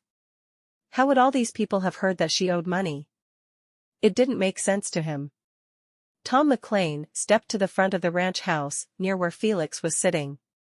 He put his hand on Felix's shoulders. "You should go home and talk to your wife, son." Felix knew Tom was right. But he didn't want to stand up. He felt like the room was spinning, and he didn't know if he could walk without falling. After a few moments, Felix finally rose to his feet. Too dazed to say goodbye, he trudged out of the bunkhouse and blinked as the sun glared into his eyes. He saddled his horse and rode home, wild thoughts dancing through his head. Had Amelia been lying to him all this time? Was she in some kind of trouble? Or worse, was she in cahoots with the men who were looking for her? Felix had heard stories about con men and their accomplices, but he had never thought something like that could happen in nowhere. When Felix got to the house, he felt dizzy. He got off his horse and tied him to the porch rail, then walked as calmly as he possibly could into the house. Amelia pulled a pot roast out of the oven. "I'm so glad to see you." In an instant, Felix's worries melted away. The men at work were fools, spreading nonsense and hearsay. This was his wife, his Amelia. She would never do such things. Felix walked up to his bride, engulfed her in a big hug, and began to kiss her passionately. Amelia kissed Felix back, wondering what had gotten into the man. She loved feeling his desire for her and how plainly he liked to express it. Felix finally set Amelia down and took a few deep breaths. The effect the woman had on him was unlike anything he'd ever experienced before. He had almost forgotten everything he had been so upset about earlier. It all came flooding back to him, and he sighed. "What's wrong, Felix?" Amelia asked. She had calmed down after her earlier panic, and now she wanted to make sure she was meeting all of Felix's needs. "A few of the men at work said the craziest thing," Felix began. He wanted to let Amelia know that he didn't believe a word of it, so he tried for a light tone. "They said they thought some men were looking for you. That you owed them money.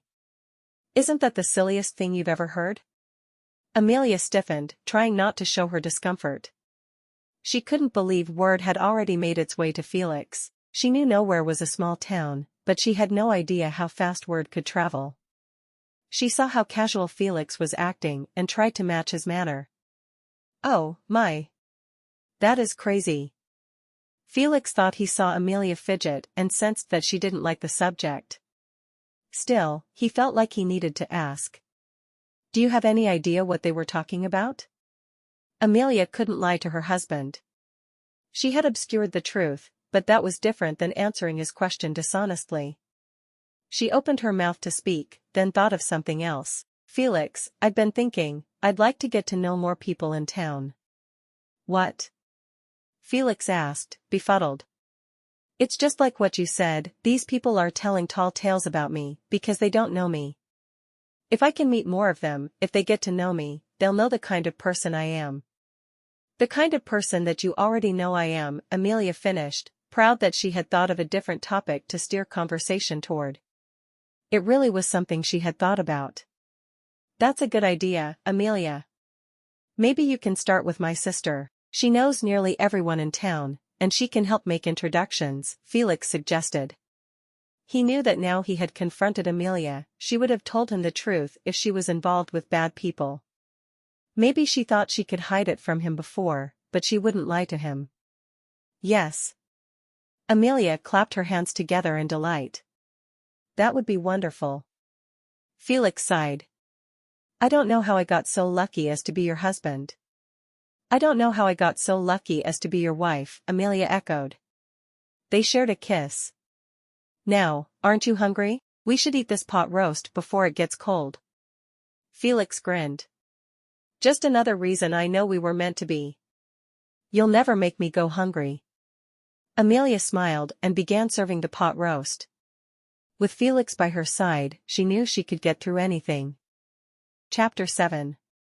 The following day, Amelia was scrubbing the kitchen floor when she heard a series of loud knocks at the front door. "Coming," Amelia called. She wasn't expecting anyone but thought there was a good chance it was Cora. As she walked to the door, it burst open, and two men in masks stormed in. Amelia screamed. "Give us our money," the taller man demanded. "If you don't, we'll just keep coming back until you give it to us," said the smaller, squatter man. "I don't have any money," Amelia explained tearfully. "My parents were the ones who borrowed it. I don't know what they did with it. I've worked for years to pay off their debt, but I can't keep doing that forever. A debt is a debt, growled the tall man. You need to find some way of paying it. Or else. Or else next time, we won't be so considerate, the shorter man said, kicking over a chair. Amelia covered her ears with her hands at the loud noise. The tall man walked into the bedroom and began rummaging through all the dresser drawers. Please, don't go in there. It's just clothes. Amelia pleaded. She doesn't want us to go in there. I bet it's something good, the shorter man commented. The tall man began picking up belongings and throwing them on the floor. Amelia clenched her fists, getting angrier and angrier. What was she going to do? After a few minutes, the tall man gave up. None of this is worth anything. The short man sighed. This was a waste of time. Next time we come back, you'd better have our money, the tall man threatened. They walked out the front door without bothering to close it. Amelia immediately closed the door behind them, refusing to let anyone see her house in the state it was in. She was still shaking, but she couldn't let it upset her so much. She just couldn't. How had the men found out where she lived? She felt angry, sad, and ashamed. She was furious that the men had somehow followed her from Boston to nowhere. She was sad that she couldn't feel safe in her own home. And she was ashamed when she thought about Felix and how she had been keeping a secret from him. As Amelia thought about her husband, she frantically realized that he would be home soon. She stood up and hurried to put all the clothing back into the dresser. Next, she went into the living room and picked up the chair one of the men had knocked over. She looked around the room, wondering if anything else was out of place. The door burst open again, and Amelia cowered in fear. Had the men come back to hurt her? She squeezed her eyes shut. Amelia? What's wrong? Felix rushed over to her and wrapped her in his arms. Amelia heaved a sigh of relief and let out a huge rush of air, resting her head on Felix's shoulder. Felix leaned back and looked at her with a concerned expression on his face. What is going on, Amelia? Every time Amelia opened her mouth to speak, she became scared or nervous again, and she couldn't find the words. Finally, Felix helped her stand and walked her over to the kitchen table. I'm going to make you some tea. As Felix boiled water, Amelia took a few deep breaths. She knew she needed to tell Felix everything. She just wasn't sure where to begin. Felix, I'm in danger. She hated that she'd lied to him and hidden it from him, but it was time for her to admit the truth, no matter how ashamed she was. What is it? Should I send for the doctor? Felix asked, alarmed. Amelia shook her head. No, I don't need a doctor. I need to tell you something. You might want to sit down. Felix frowned. That's the second time someone's told me that today. Who else told you that? Amelia asked, confused. Felix shook his head. It's not important. Go ahead. It's a long story, Amelia began. It started a long time ago, before my parents died. Felix, they were good parents, but they made some horrible choices. Felix didn't know where Amelia was going with this story, but he tried to follow. What do you mean by that? Amelia sighed. My father liked to gamble. Sometimes he drank, too. Often when he got his paycheck, it would be gone within a few hours. I know they loved me, Felix, they got lost sometimes. I still don't understand what this has to do with us, Amelia. How does this mean you're in danger? Felix pressed. I'm getting to that, Amelia replied. My father wanted to give me a better life. But every time he tried to make some money, he lost some. He lost more and more, until he was deeply in debt. My parents were killed in an accident one day. It happened suddenly. They owed money to some people in Boston. A lot of money. The men they owed belonged to a very powerful group of men. They sent some of their members to our home after my parents died. They took nearly everything we owned. Felix's face grew angry. But that's robbery. That's not fair. Why didn't you talk to a lawyer? They said it was to pay the debt, Amelia continued. But they would never tell me how much I owed them. How many times did you see them? Felix asked. He hated hearing that Amelia had gone through something so horrible. He wanted to help her, but he needed more information to find out how. Amelia shrugged. I lost count, honestly. I had to work in a factory and live with other young women in similar situations. We all had no family and no money. We worked hard, and we got paid, but every time I received a paycheck, the men would come and take most of it. That's just plain wrong, Felix said sadly. He was upset that Amelia had hidden this part of her life from him. No one should have to deal with that on her own. There was nothing anyone could do to stop them? The police? No, Amelia told him. I tried to go to the police, but I didn't have enough information, and they wouldn't have believed me anyway. She shook her head, remembering back to the day she'd gone to the police. Felix was confused. Why wouldn't they have believed you? One of the men who threatened me was at the station, dressed in a police uniform. If I said something, he would have twisted it and made it so I would be in trouble. No one could help me, Amelia explained. That's why. Her voice broke. That's why, when I met you, I thought all of my troubles were over. Felix leaned in closer. Your troubles are over. No one could help you before, but I'm here now. I'll help. No matter how disappointed he was that she'd lied to him for so long, he had to help her. She was his wife. Oh, Felix, Amelia cried. There's more. What? Felix was afraid to hear more, but he knew he needed to be strong for his wife. She was scared and vulnerable. It was his job to protect her. As Amelia continued with her story, he had a sneaking suspicion that the gossip he had heard in the bunkhouse that the previous day might have a factual basis. When I went to the mercantile a few days ago, two odd things happened. A man stopped me and asked for directions. That wouldn't necessarily be strange, but then he started asking me questions about where I came from. He knew I wasn't from around here. He gave me a bad feeling. I got away as quickly as possible, Amelia said in a rush. She rubbed her hands up and down her arms as she remembered, a chill running through her. A stranger approached you? Why didn't you tell me? Felix crossed his arms. He hated the idea of another man making Amelia uncomfortable. Amelia continued with her story. Then, when I got to the mercantile, Ruby told me that two men had been in there, asking about me. She knew she should have told him sooner, but she hadn't known how. She said a quick, silent prayer that he would forgive her for her dishonesty.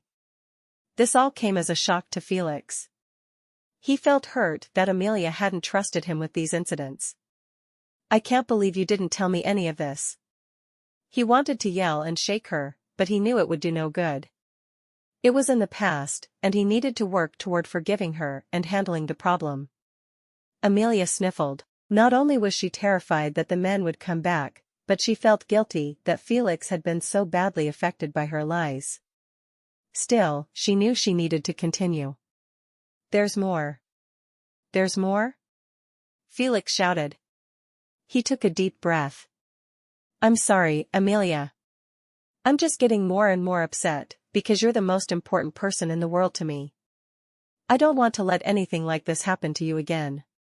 A little while ago, Amelia started, knowing this was the hardest part. Before you came home, two men in masks came to our house.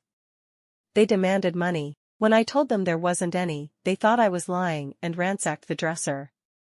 They didn't find any, so they said they'd come back. And if we still didn't have money? Oh, no, Felix said, barely able to get the words out. Oh, Amelia. He pulled her close to him and embraced her. For a long time, neither of them said a word. Then, Felix pushed his chair backwards and stood up. Amelia nearly lost her balance, even though she was still sitting. What did they look like? Felix asked, speaking as calmly as he could. There was a shorter man and a taller man. The short man was round and squat. The tall man was thin and gangly. I couldn't see their faces because they wore masks, Amelia explained. She wished she had more information for him. Felix's face was bright red. I'm going to find those men, Anne. No. Amelia said firmly, standing up and facing him. I don't want you to have any part in this. This was my family's mistake, and it's my burden to bear. I'll get a job while you're at work. I'll wake up early to make sure I still have time for my household duties. Felix shook his head. No, Amelia. We're married. We face things together, and this isn't right. You should be safe in your own home. He immediately thought about telling his family. And he could teach her to shoot a gun. There were options for keeping her safe. Please, Felix, Amelia pleaded. Don't do anything foolish. I don't want you to get hurt because of a mistake my family made. We'll discuss this later, Felix said. He walked toward the door. Just as he was about to leave, he turned back to Amelia. Why didn't you tell me? Amelia wiped some of the tears from her face. I don't know, Felix. I suppose I felt ashamed. Felix shook his head in anger and strode out the front door. Amelia couldn't tell if he was angry with the men or with her. Maybe it was a little bit of both. She was certainly angry with herself. Felix saddled his horse and rode across the property to his parents' house. When he arrived, Cora opened the door. She beamed at him. Felix. We weren't expecting. No time to talk. Go to the house and stay there with Amelia until I get back, Felix commanded. Cora was stunned. Felix wasn't the type of brother to bark orders at her. Something must be wrong. What's the matter, Felix? Now. Felix shouted and got back onto his horse. He waited to make sure Cora was going to do what he had asked, then rode back to the ranch, growing angrier by the minute. What are you doing here? I thought you went home, Tom remarked as Felix burst into the bunkhouse. Some of the men who lived at the ranch were eating dinner, while others were still unwinding after work. Kent and Bryce were still there, finishing their food. We have a problem, Felix said. He proceeded to tell the group everything Amelia had told him. Bryce stood up and offered his hand to Felix, shaking his head apologetically. I'm sorry, Felix. I didn't know everything. I apologize for spreading lies about your wife. It's all right, Bryce, Felix said. He didn't care about that anymore. All that mattered was keeping Amelia safe. But we need to come up with a plan. If those men come back, there's no way they're going to treat my wife badly. What exactly did you have in mind? Tom asked. That's as far as I've got, Felix admitted. I know we need a plan. I just don't know what it is. First, we need to spread the word about these men, Kent said. The tellers at the bank know what they look like. Bryce, you're good at drawing, Felix said. Maybe the people at the bank can tell you what they look like and you can draw a picture, kind of like a wanted poster. We could post the pictures around town, let people know that these men are not welcome here, Kent suggested. Yes, that would be great. Felix said.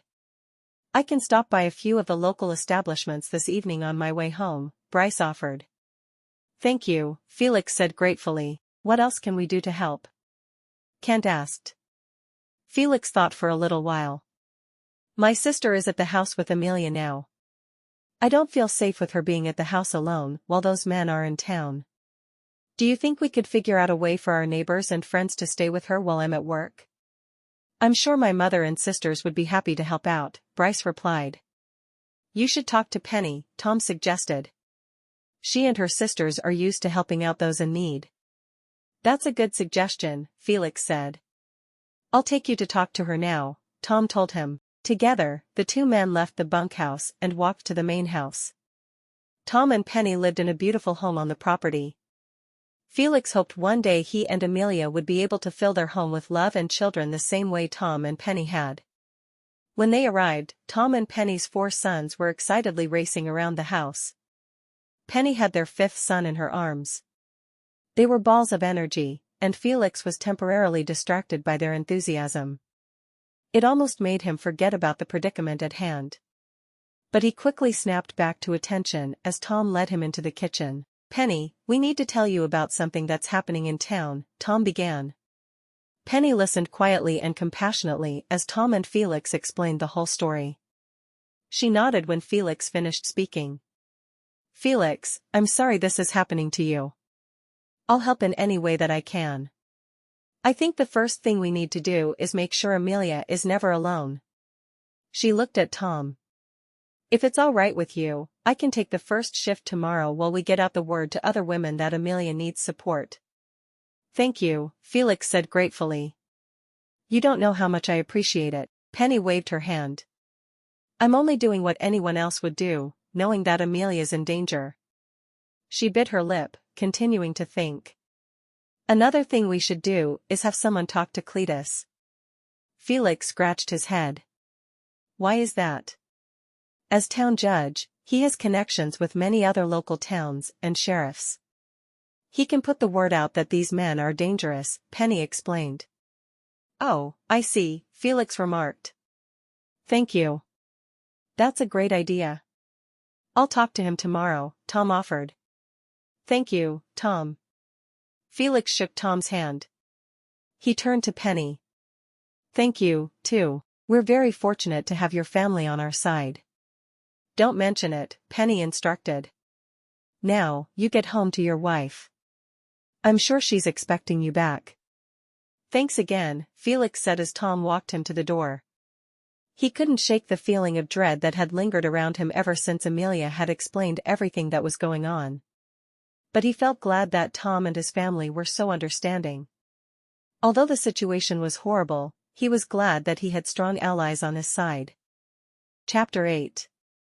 Felix didn't sleep an uninterrupted hour the entire night.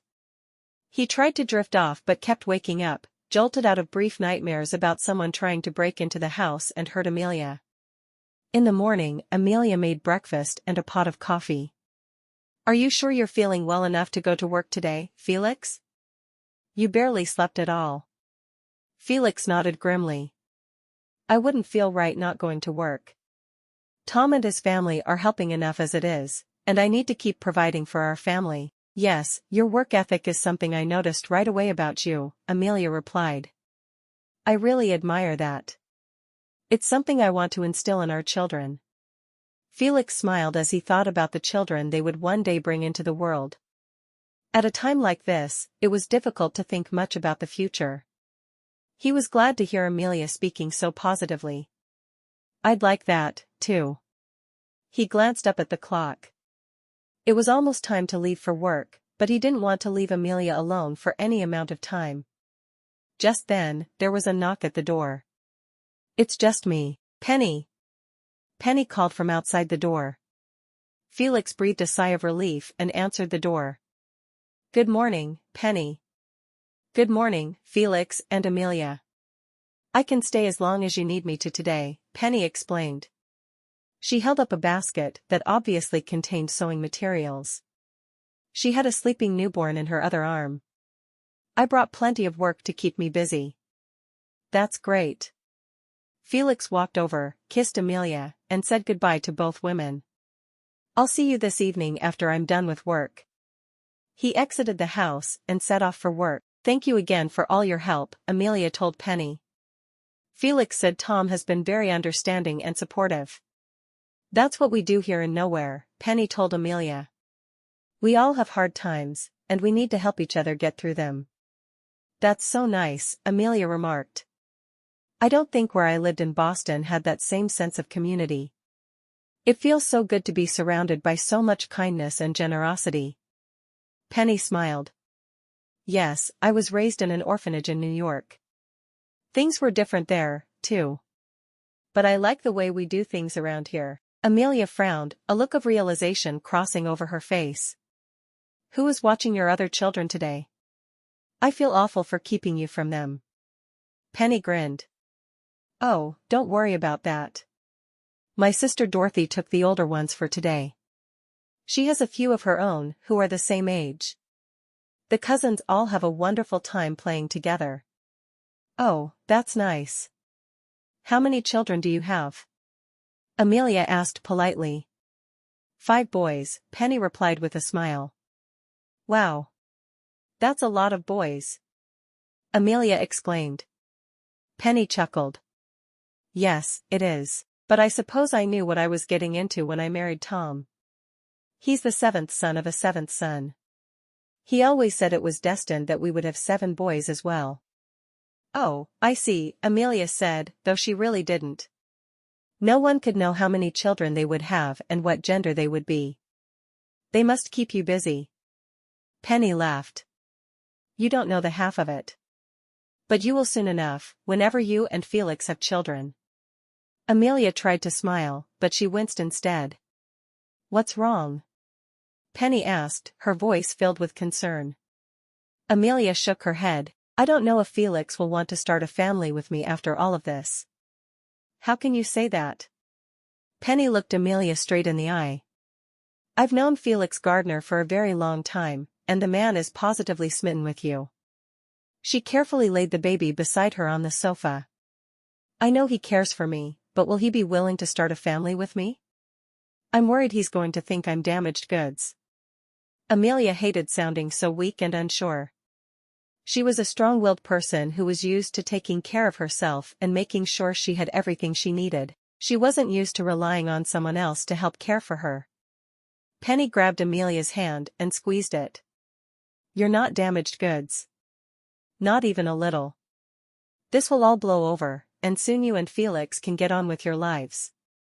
Do you really believe that? Amelia bit her lip. She hoped Penny was right, but she had her doubts. I do. Penny picked up the fabric she had brought with her. How are you at stitching and sewing? Amelia made a face. Average, I guess. Well, you're in luck, Penny smiled. We have the whole day ahead of us. She placed a needle and piece of fabric in Amelia's hands. We'll start with the basics. Amelia grinned. She was still anxious, but she was lucky to have a friend like Penny on her side.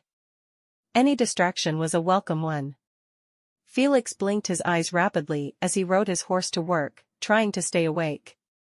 He took the same route every day and often joked that he could travel the path in his sleep. He didn't want to find out whether or not that was actually true. As his horse galloped along, he hoped Amelia and Penny would be all right back at home. The more he thought about it, the more he worried that he'd left the 2 women all alone without any form of protection. Still, he knew that Penny was smart, and she wouldn't let anything bad happen to Amelia. Felix didn't know what he would do. The problems Amelia had told him were just starting to sink in.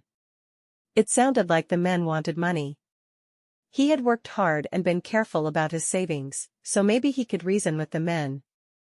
Then again, that might not be the smartest move. They might take advantage of him and threaten him until he continued to pay them money, the same way they'd done to Amelia back in Boston. He couldn't believe that the men had followed her all the way to Texas. It seemed like a long way to go to track someone down. Was there something more that Amelia was holding back from him?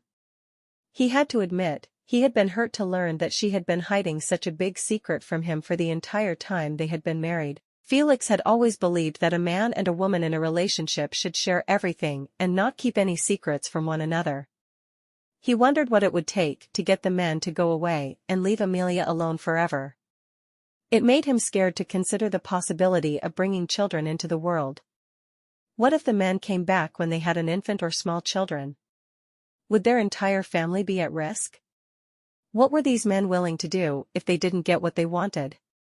Felix's head spun as he considered the possibilities. He always felt like he was right where he belonged when he was with Amelia, but whenever they were apart, he could feel the doubts creeping in.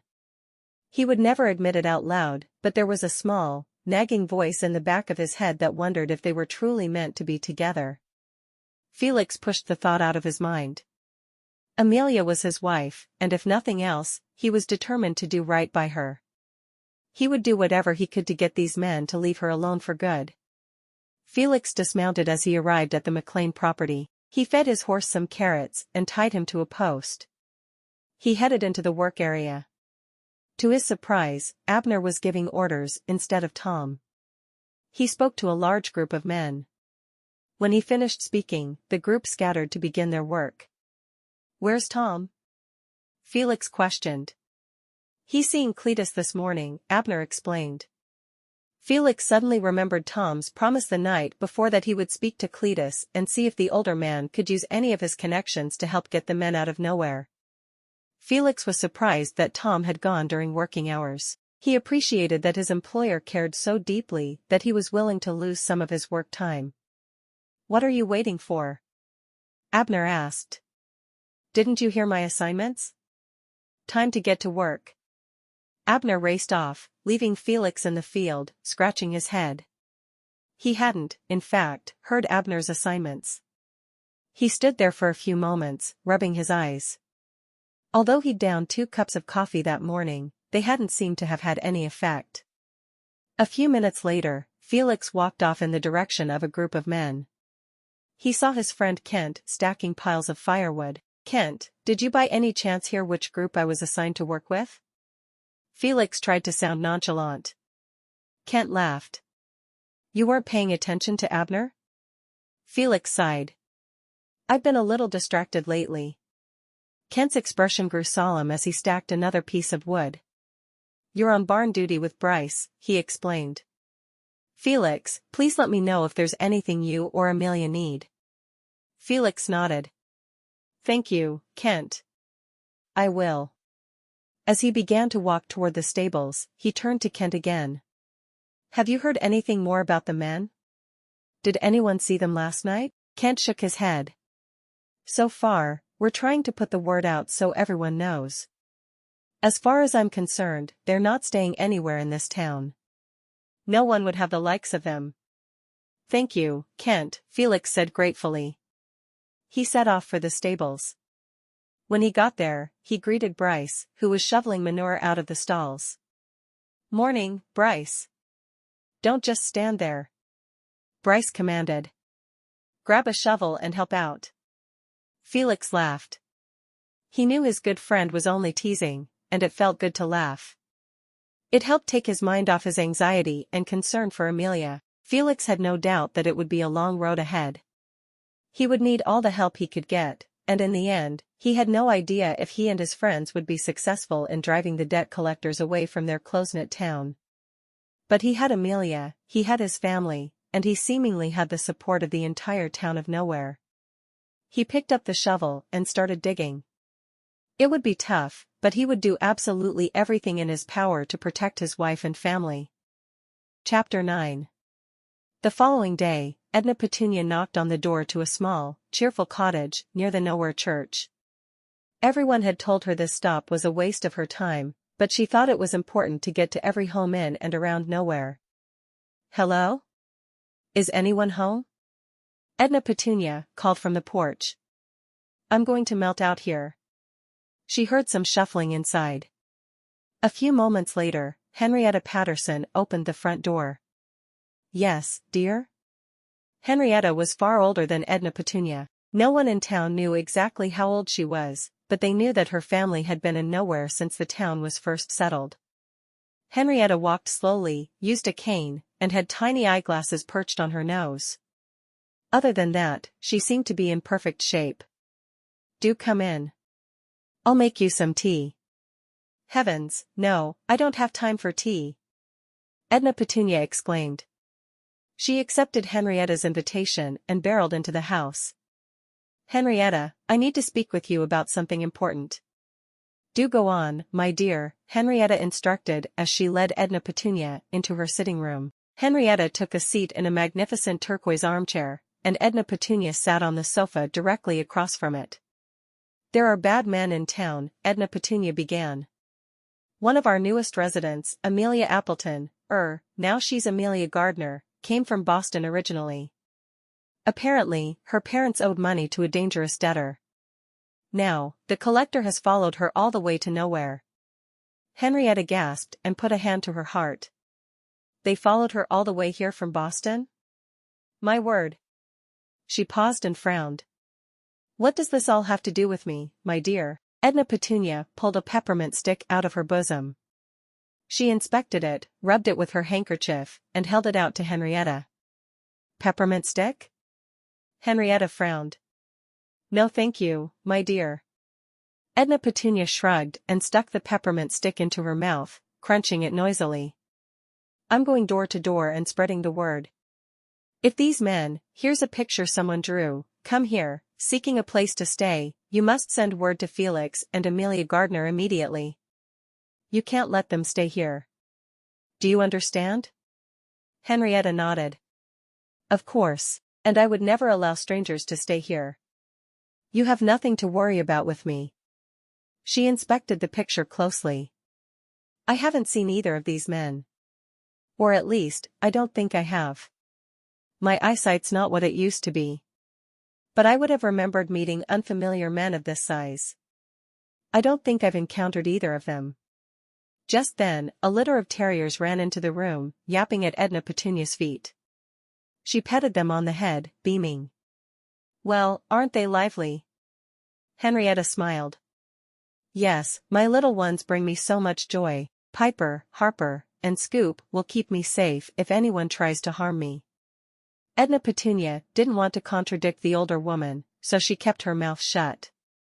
But as she eyed the tiny dogs, she wondered just how helpful they would be in a dangerous situation. Still, she wasn't about to start a disagreement with Henrietta Patterson. I'd best be on my way, Edna Petunia told Henrietta. I need to get around to all the houses in Nowhere before these men try to sweet-talk their way into someone's henhouse. Thank you for coming to alert me to the situation, Edna Petunia. No one ever visits old Henrietta, the older woman said sadly. Edna Petunia felt sorry for Henrietta. She didn't have a husband or children who Edna Petunia was aware of. She resolved to visit Henrietta's house occasionally so the woman wouldn't be so lonely. Goodbye, Piper. Edna Petunia bent down and rubbed the top of a terrier's head. That's Scoop. Henrietta corrected. Edna Petunia laughed. Goodbye, Scoop. Goodbye, all of you. Edna Petunia glanced at the clock in Henrietta's house before she went back outside. It was a dusty, humid summer's day, and she stood in the shade of two big trees on Henrietta's property, trying to regulate her body temperature. She had a lot of ground to cover if she wanted to make it home by nightfall. But it was important that they spread the word about the men causing trouble for Amelia. Edna Petunia and her adopted daughters had quickly come up with a game plan to contact every person who lived in Nowhere. Even though all of her daughters had children and responsibilities of their own, each one was willing to pitch in and help out while Amelia needed help. Some of them were scheduled to stay with Amelia during the day while Felix was at work. Penny was taking the first shift, and the other women would help out when they could. The rest were, like Edna Petunia, going around to all of the houses in Nowhere, showing the picture of the men who had threatened Amelia and warning everyone that these men were dangerous and not to be trusted. Edna Petunia sighed as she set off for the next stop. It was going to be a long day. She hoped that the men would be caught and run out of Nowhere so they couldn't bother Amelia or Felix again. She was proud of her work as a mail-order bride matchmaker and wouldn't stand for anyone who got in the way of one of her couples finding happiness. Edna Petunia made her way through the town, fanning herself in the dry heat. She knew she should probably have volunteered for a shift at the house, but she loved getting out and talking to people in Nowhere that she hadn't had a chance to catch up with in a while.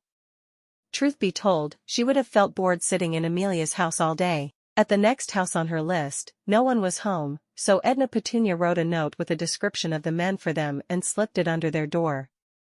She would have gladly left a picture, but the person who had sketched it had only made a few copies, and she didn't want to give one up. She frowned as she peered at the paper. She wasn't sure if she would recognize the men if they walked in front of her. The sketch was good, but it was hard to imagine what they looked like face to face. Still, Edna Petunia knew that if she did come across them, she would want to give them a piece of her mind. Cletus had made her promise not to do anything foolish, but she knew that if presented with the opportunity, she would say exactly what she wanted to say. It was almost lunchtime, and Edna Petunia was starving. She decided to walk into town and see if Cletus was available for lunch.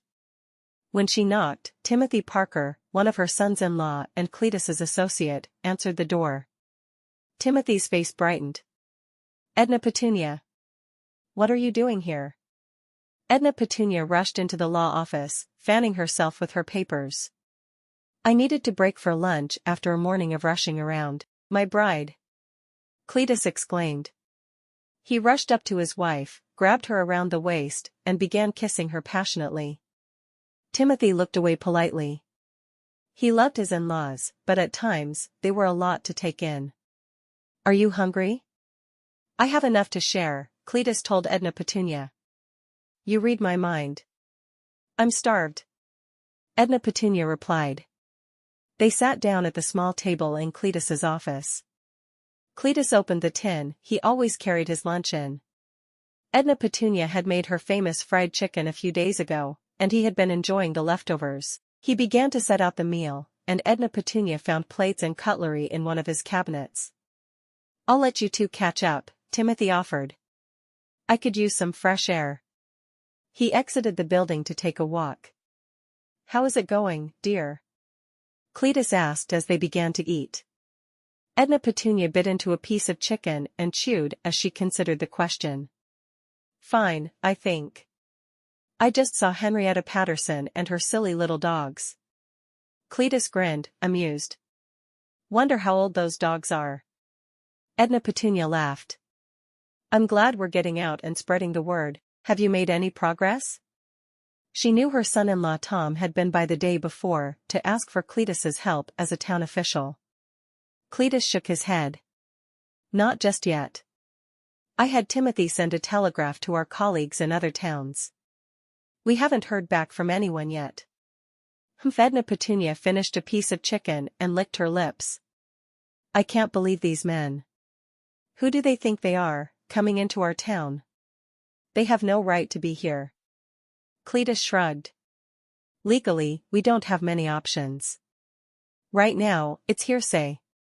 People allege these men made threats, but there's no proof. Isn't that your job, dear? Edna Petunia asked. Isn't what my job? Cletus questioned, puzzled.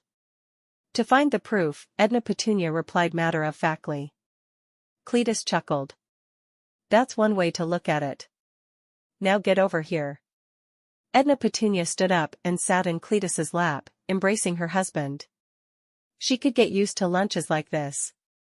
Over at the McLean Ranch, Felix felt anxious.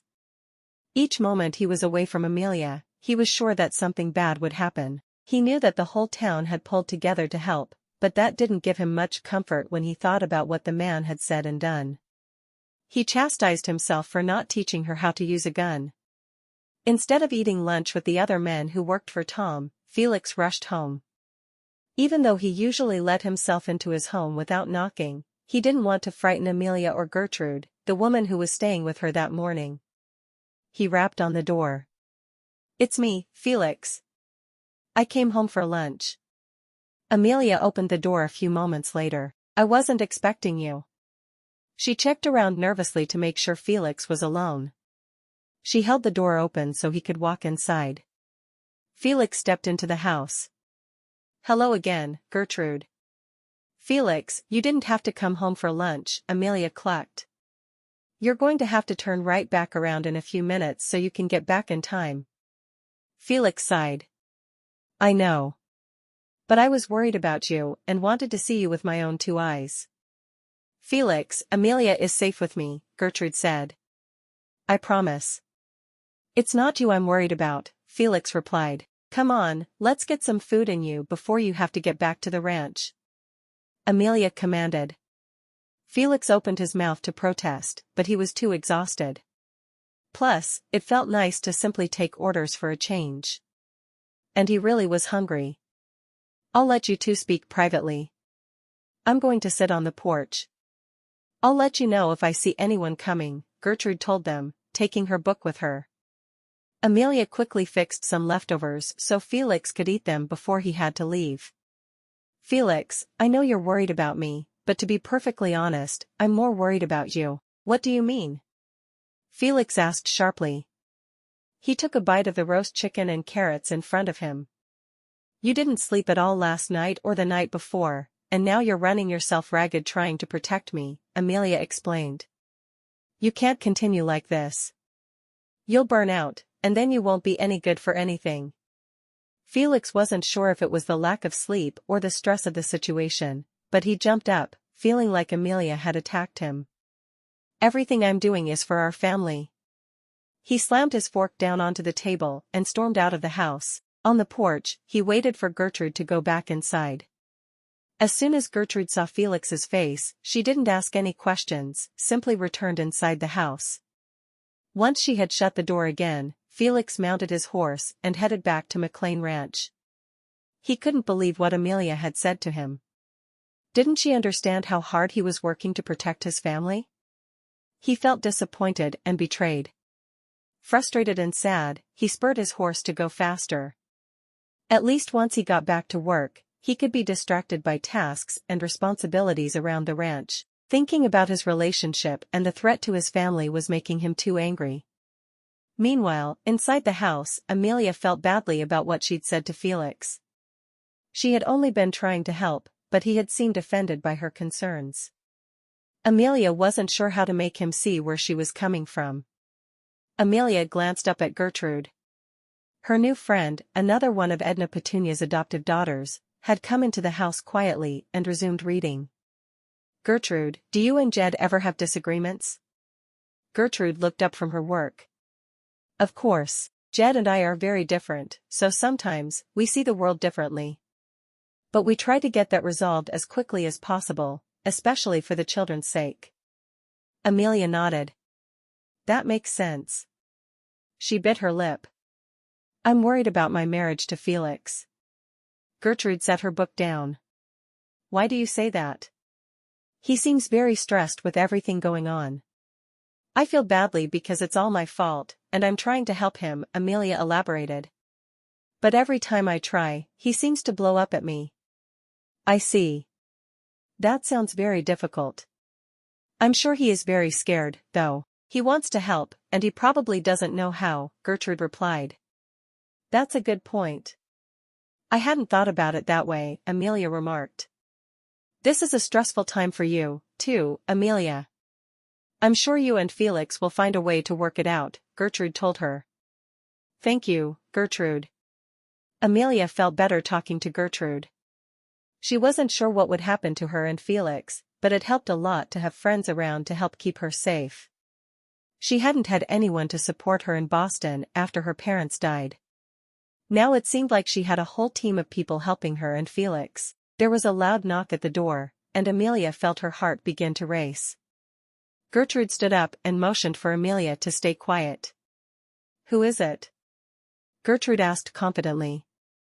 "It's me, Jed," came the voice from the other side of the door. Gertrude opened the door a little bit, checking to make sure he was telling the truth. She hadn't been expecting her husband, and she would know his voice anywhere, but she was on high alert given the situation. When she saw it really was him, she opened the door wider and allowed him to come in. Jed took Gertrude's face in his hands and planted a big kiss on her lips. Amelia smiled and felt the tips of her ears turning pink. "Sorry about that," Jed said in his casual, easygoing way. In her head, Gertrude and Jed seemed like perfect opposites, but somehow, their marriage obviously worked. Jed cleared his throat. "I came here as a reinforcement. We got word from Lewis at the Mercantile. The men are still in town and have been asking about Amelia. They were seen heading this way. We're afraid they're going to come here next." Amelia gasped. Gertrude put a hand on her arm soothingly. "Why don't we get you some tea and allow you to sit down?" Gertrude suggested. "All right," Amelia agreed. Would this nightmare ever end? "The other men are on their way," Jed explained. "We decided not to take any chances." Jed lowered his voice and spoke to Gertrude in hushed tones. "How's she doing?" "Some of the men who are coming here are armed to help protect her." Gertrude nodded in understanding. She wasn't a woman who often let emotion get the better of her, but this situation was worrisome, even for her. "I'll do whatever is needed to keep Amelia safe." Jed winked at her. "That's my woman." Gertrude pretended to roll her eyes, but she dearly loved her husband and his humor. "Is Felix coming back?" Amelia asked. She couldn't wait to see her husband and talk to him. She knew they could work out whatever was troubling him. It was a stressful time, but she knew they could resolve the issues together. That's the plan, Jed confirmed. He should be here any minute now. Amelia hoped Felix wouldn't run into any trouble on the way home. She needed to know that he was safe so they could face this situation together. She sat at the kitchen table and let Gertrude make her tea. Now, what have you ladies been up to all day? Jed asked politely. I'm still working on my project. Amelia held up a piece of fabric with a few stitches running through the center. Penny tried to teach me how to sew yesterday. It's supposed to be a dress, but it doesn't look like it's supposed to. Gertrude smiled. Penny always has had a knack for making clothes. I'm sure she'll help you sort it out. And what about you, Gertrude?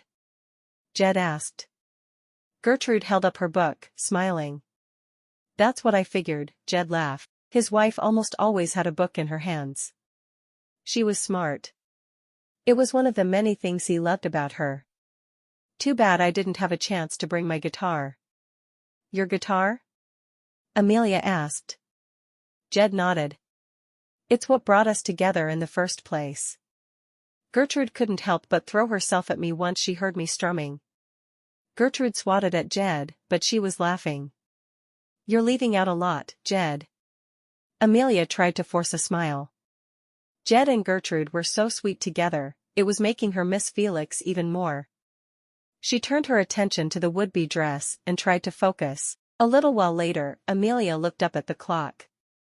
To her surprise, nearly an hour had passed, and no one else had arrived at the house. She placed her sewing project on the sofa and began to pace the floor. Jed and Gertrude exchanged troubled looks. Where was Felix? Amelia felt a sinking sensation in the pit of her stomach. She knew that something was wrong. Where are you, Felix? Chapter 10. Felix Gardener crept behind the small cottage, trying not to make a sound. He had promised Tom McLean and Jed Thorne that he'd go straight home, but then he'd caught sight of the very men who had threatened Amelia. The chance to confront the men who had made his wife so miserable was too great to pass up. Now he was tiptoeing around behind old Henrietta Patterson's house, waiting for the perfect moment to make his presence known. Felix was outnumbered, there were 2 men, but he thought he could take advantage of the element of surprise. Plus, one of the men looked short and overweight. Felix knew he could take him on. He watched as the 2 men advanced on Henrietta's house. He wondered what they were trying to do. They were covered in dirt, so they had probably been sleeping outside for the past few nights. They were probably trying to take advantage of an old woman and find a place to bathe and sleep. Felix felt his blood boiling as he watched the men approach Henrietta's home. The taller man knocked on the door. As he heard the door creak open, Felix couldn't wait any longer. He raced toward the front of the house and knocked the shorter man over. The man toppled to the ground, rolling over in front of Henrietta's cottage. Henrietta stood at the door, looking shocked. Her 3 small terriers crowded at her feet. The taller man advanced on Felix. Who are you? Felix puffed up his chest and tried to sound braver than he felt. I'm the husband of the woman you've been trying to intimidate. We won't stand for this. Suddenly, Felix felt like he was flying through the air. The tall man had struck him, and he fell to the ground. He tried to catch his breath, but before he could stand, the tall man had bound Felix's hands together. The tall man tied Felix to the tree. He stood and faced Henrietta.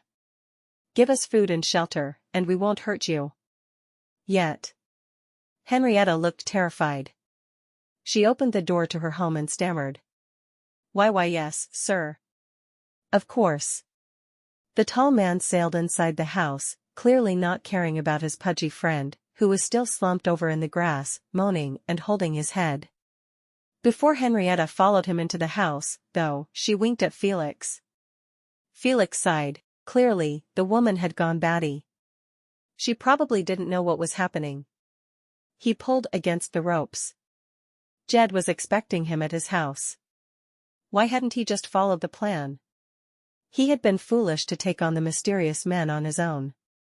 Just then, one of Henrietta's terriers ran out of the front door and raced in the direction of town. Felix frowned. What was going on inside the house? Was the tall man hurting Henrietta? Whatever it was, the poor dog had been so frightened that it was now running away. Another dog came barreling out of the cottage next. To Felix's surprise, this dog came up to him. "Hi, buddy," Felix said kindly. He wished he could pet the dog, but his hands were firmly secured to the tree.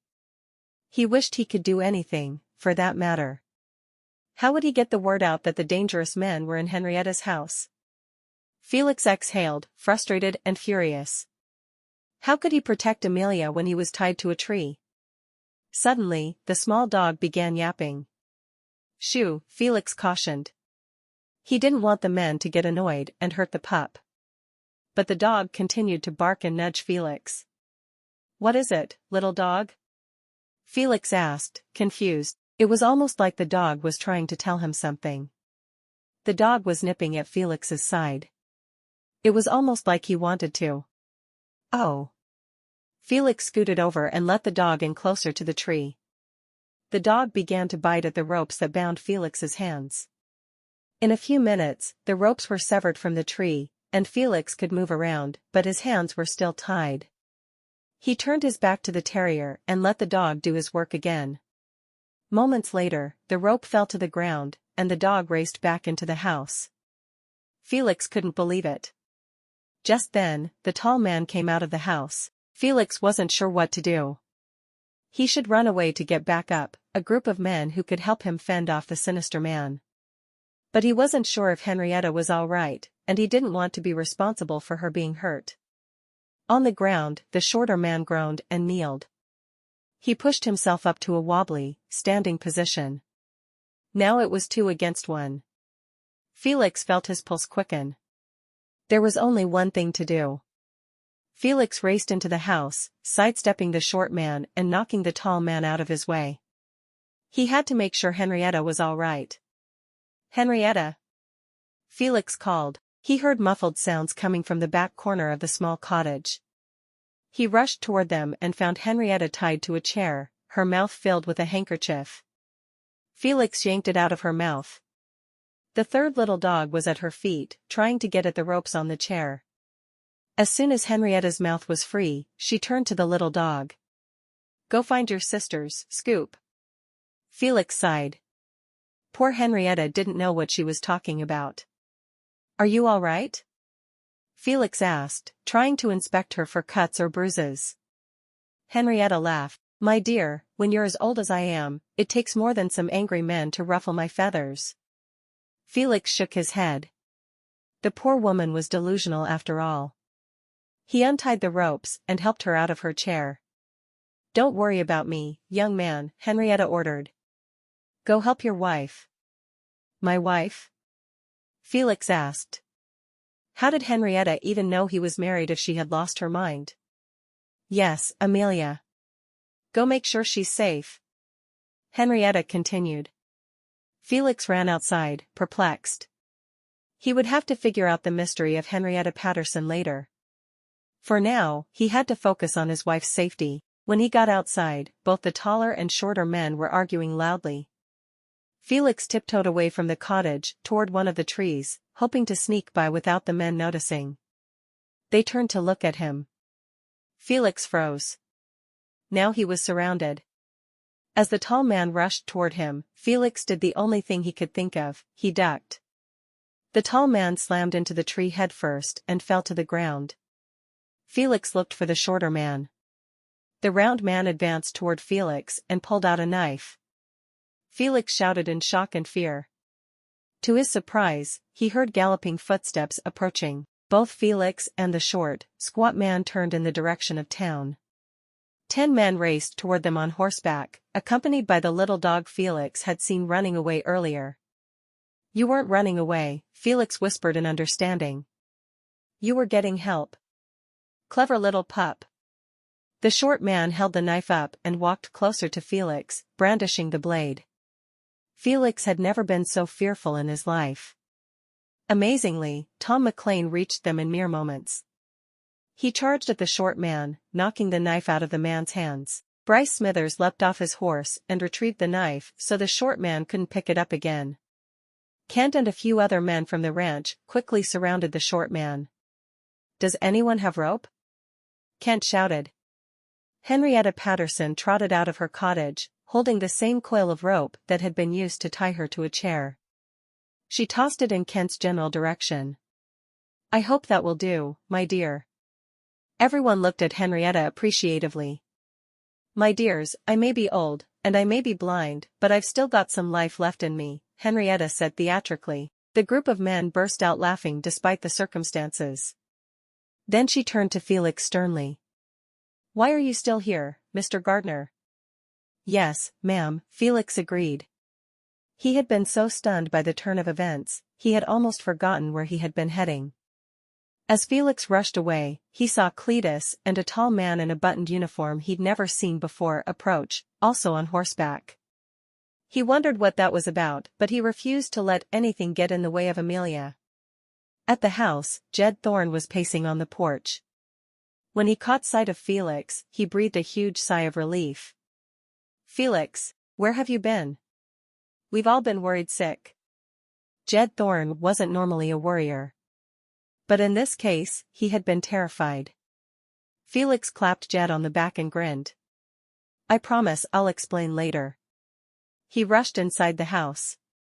Amelia rose in fear when the door burst open, but then a sense of peaceful relief and love washed over her. It was Felix. She ran to him and let him embrace her. "Oh, thank goodness. I missed you so much." "I'm so sorry," Felix told her. "I was angry before, and I took it out on you. I didn't mean to." "Oh, Felix, I'm sorry, too. I should have confided in you and asked for help." "This marriage thing is also new to me," Amelia said. "It's new to me, too," Felix replied. "Maybe from now on, we can learn together and not hide things from one another." He kissed her passionately. "Oh, Felix, I'd like that." "Yes, let's learn together," Amelia agreed. Gertrude sighed as she watched the happy scene unfold. Being with Jed had made her appreciate love. She was glad that Felix and Amelia now had what she and Jed had with one another. That evening, everyone gathered at the Nowhere Church for more information on the situation. Cletus and the man in the buttoned uniform stood at the front of the church. Amelia and Felix sat in the front row next to Micah, Sarah Jane, and Edna Petunia. "Are we still in danger?" Cora asked. "What's happened?" Cletus began. "We're going to get started. Thank you to Pastor Barton for allowing us to use the space. This is Constable Harrison James from Austin. He's going to give us all an update." The man in the uniform stepped forward. "Thanks to the brave men and women, and dogs, of Nowhere, there's no longer a threat to the people of Nowhere or to Amelia Gardner specifically. Over the next several months, I'll be conducting a full investigation on these men and their activities. They've been wanted for a while now. I am pleased to report that they are currently in the Travis County Jail." Edna Petunia turned to Sarah Jane. "He's a looker, isn't he? If I weren't married." Sarah Jane tried to hide her smile and look stern. Edna Petunia. "He's talking about important things." Edna Petunia shrugged. "I'm just saying, I don't mind if he needs to spend some extra time in Nowhere." Sarah Jane shook her head wearily and tried to focus on what the constable was saying. "Thanks to the quick thinking of Henrietta Patterson, we were able to apprehend the criminals." Miss Patterson slipped a note onto the collar of one of her dogs, who then ran all the way into town and alerted many of us that the criminals were located at her home. I met up with the group by chance, because I was on my way to town. Thanks to Judge Cletus's telegram and the picture drawn of the suspects, I knew that these dangerous men were in Nowhere. We had received word from our colleagues in Boston that these men were wanted by law enforcement. As soon as I received his letter, I didn't want to wait for the post. I immediately rushed to Nowhere, Constable James continued. Cletus picked up the story. Constable James has evidence that these men are the very criminals who are wanted in several cities and towns. This means we'll be able to keep them locked up for a long, long time. Thank you to all of you who worked together to keep our town and its citizens safe." Amelia breathed a deep sigh of relief. She couldn't believe that this whole ordeal was over. She turned to Felix, who was also smiling. It felt like she had a second chance at a whole new life with her wonderful husband. She wouldn't waste a minute. Epilogue. 8 months later. Amelia balanced 2 pie tins in her hands as she walked to the door. Absolutely not, Felix declared. He took both pie tins from her and kicked the door shut with his foot. You have one job and one job only. Amelia grinned. Felix, don't be silly. I'm fine. She looked at the clock. But we should hurry. We'll be late. Felix kissed her on the lips. I'm sure they'll wait for us. They understand our situation. He winked knowingly at Amelia, and Amelia laughed. Felix loaded the pies into the back of the new wagon he'd purchased.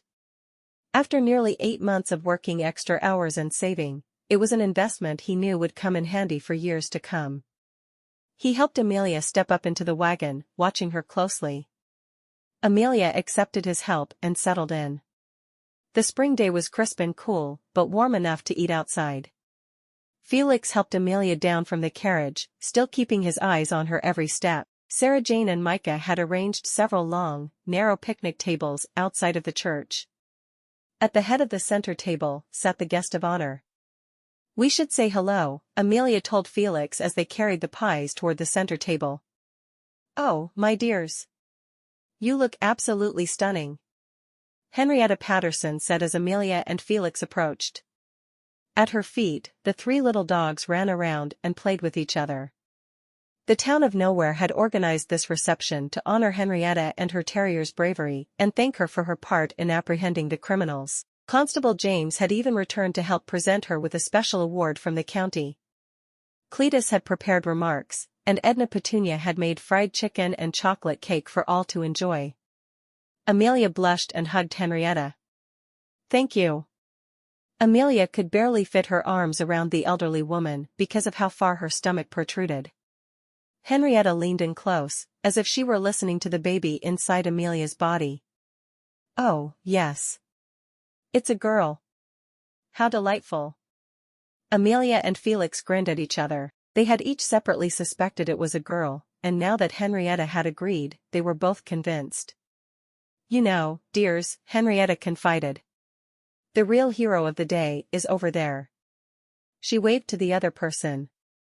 Edna Petunia happily strolled over. She patted Amelia's belly. Another beautiful little grand bastard. Amelia looked quizzically at Felix. I'll explain later, Felix whispered. Henrietta beamed. Edna Petunia is really the one you have to thank for your safety, Amelia. No one wanted to visit old, batty Henrietta Patterson. But Edna Petunia proved them all wrong. If I hadn't known that those 2 men were dangerous criminals, why, who knows what might have happened? Edna Petunia shrugged. It was nothing. These little pooches are the real heroes, now aren't they? She bent down and cuddled Scoop. Would you like a treat? She reached into her bosom. Felix reached his arms out in alarm. Edna Petunia, I don't think dogs can have. But instead of a peppermint stick, Edna Petunia pulled an entire fried chicken leg out of her dress. She held it out for Scoop, and he began to eat it eagerly. Piper and Harper joined in happily. How did you? Felix began to ask, but then he realized he didn't want to know. He was happily married to an incredible woman, and they would soon expand their family. He had an honest job he enjoyed and made him a steady wage. He was surrounded by friends and loved ones who would do anything for him and Amelia. He truly had it all.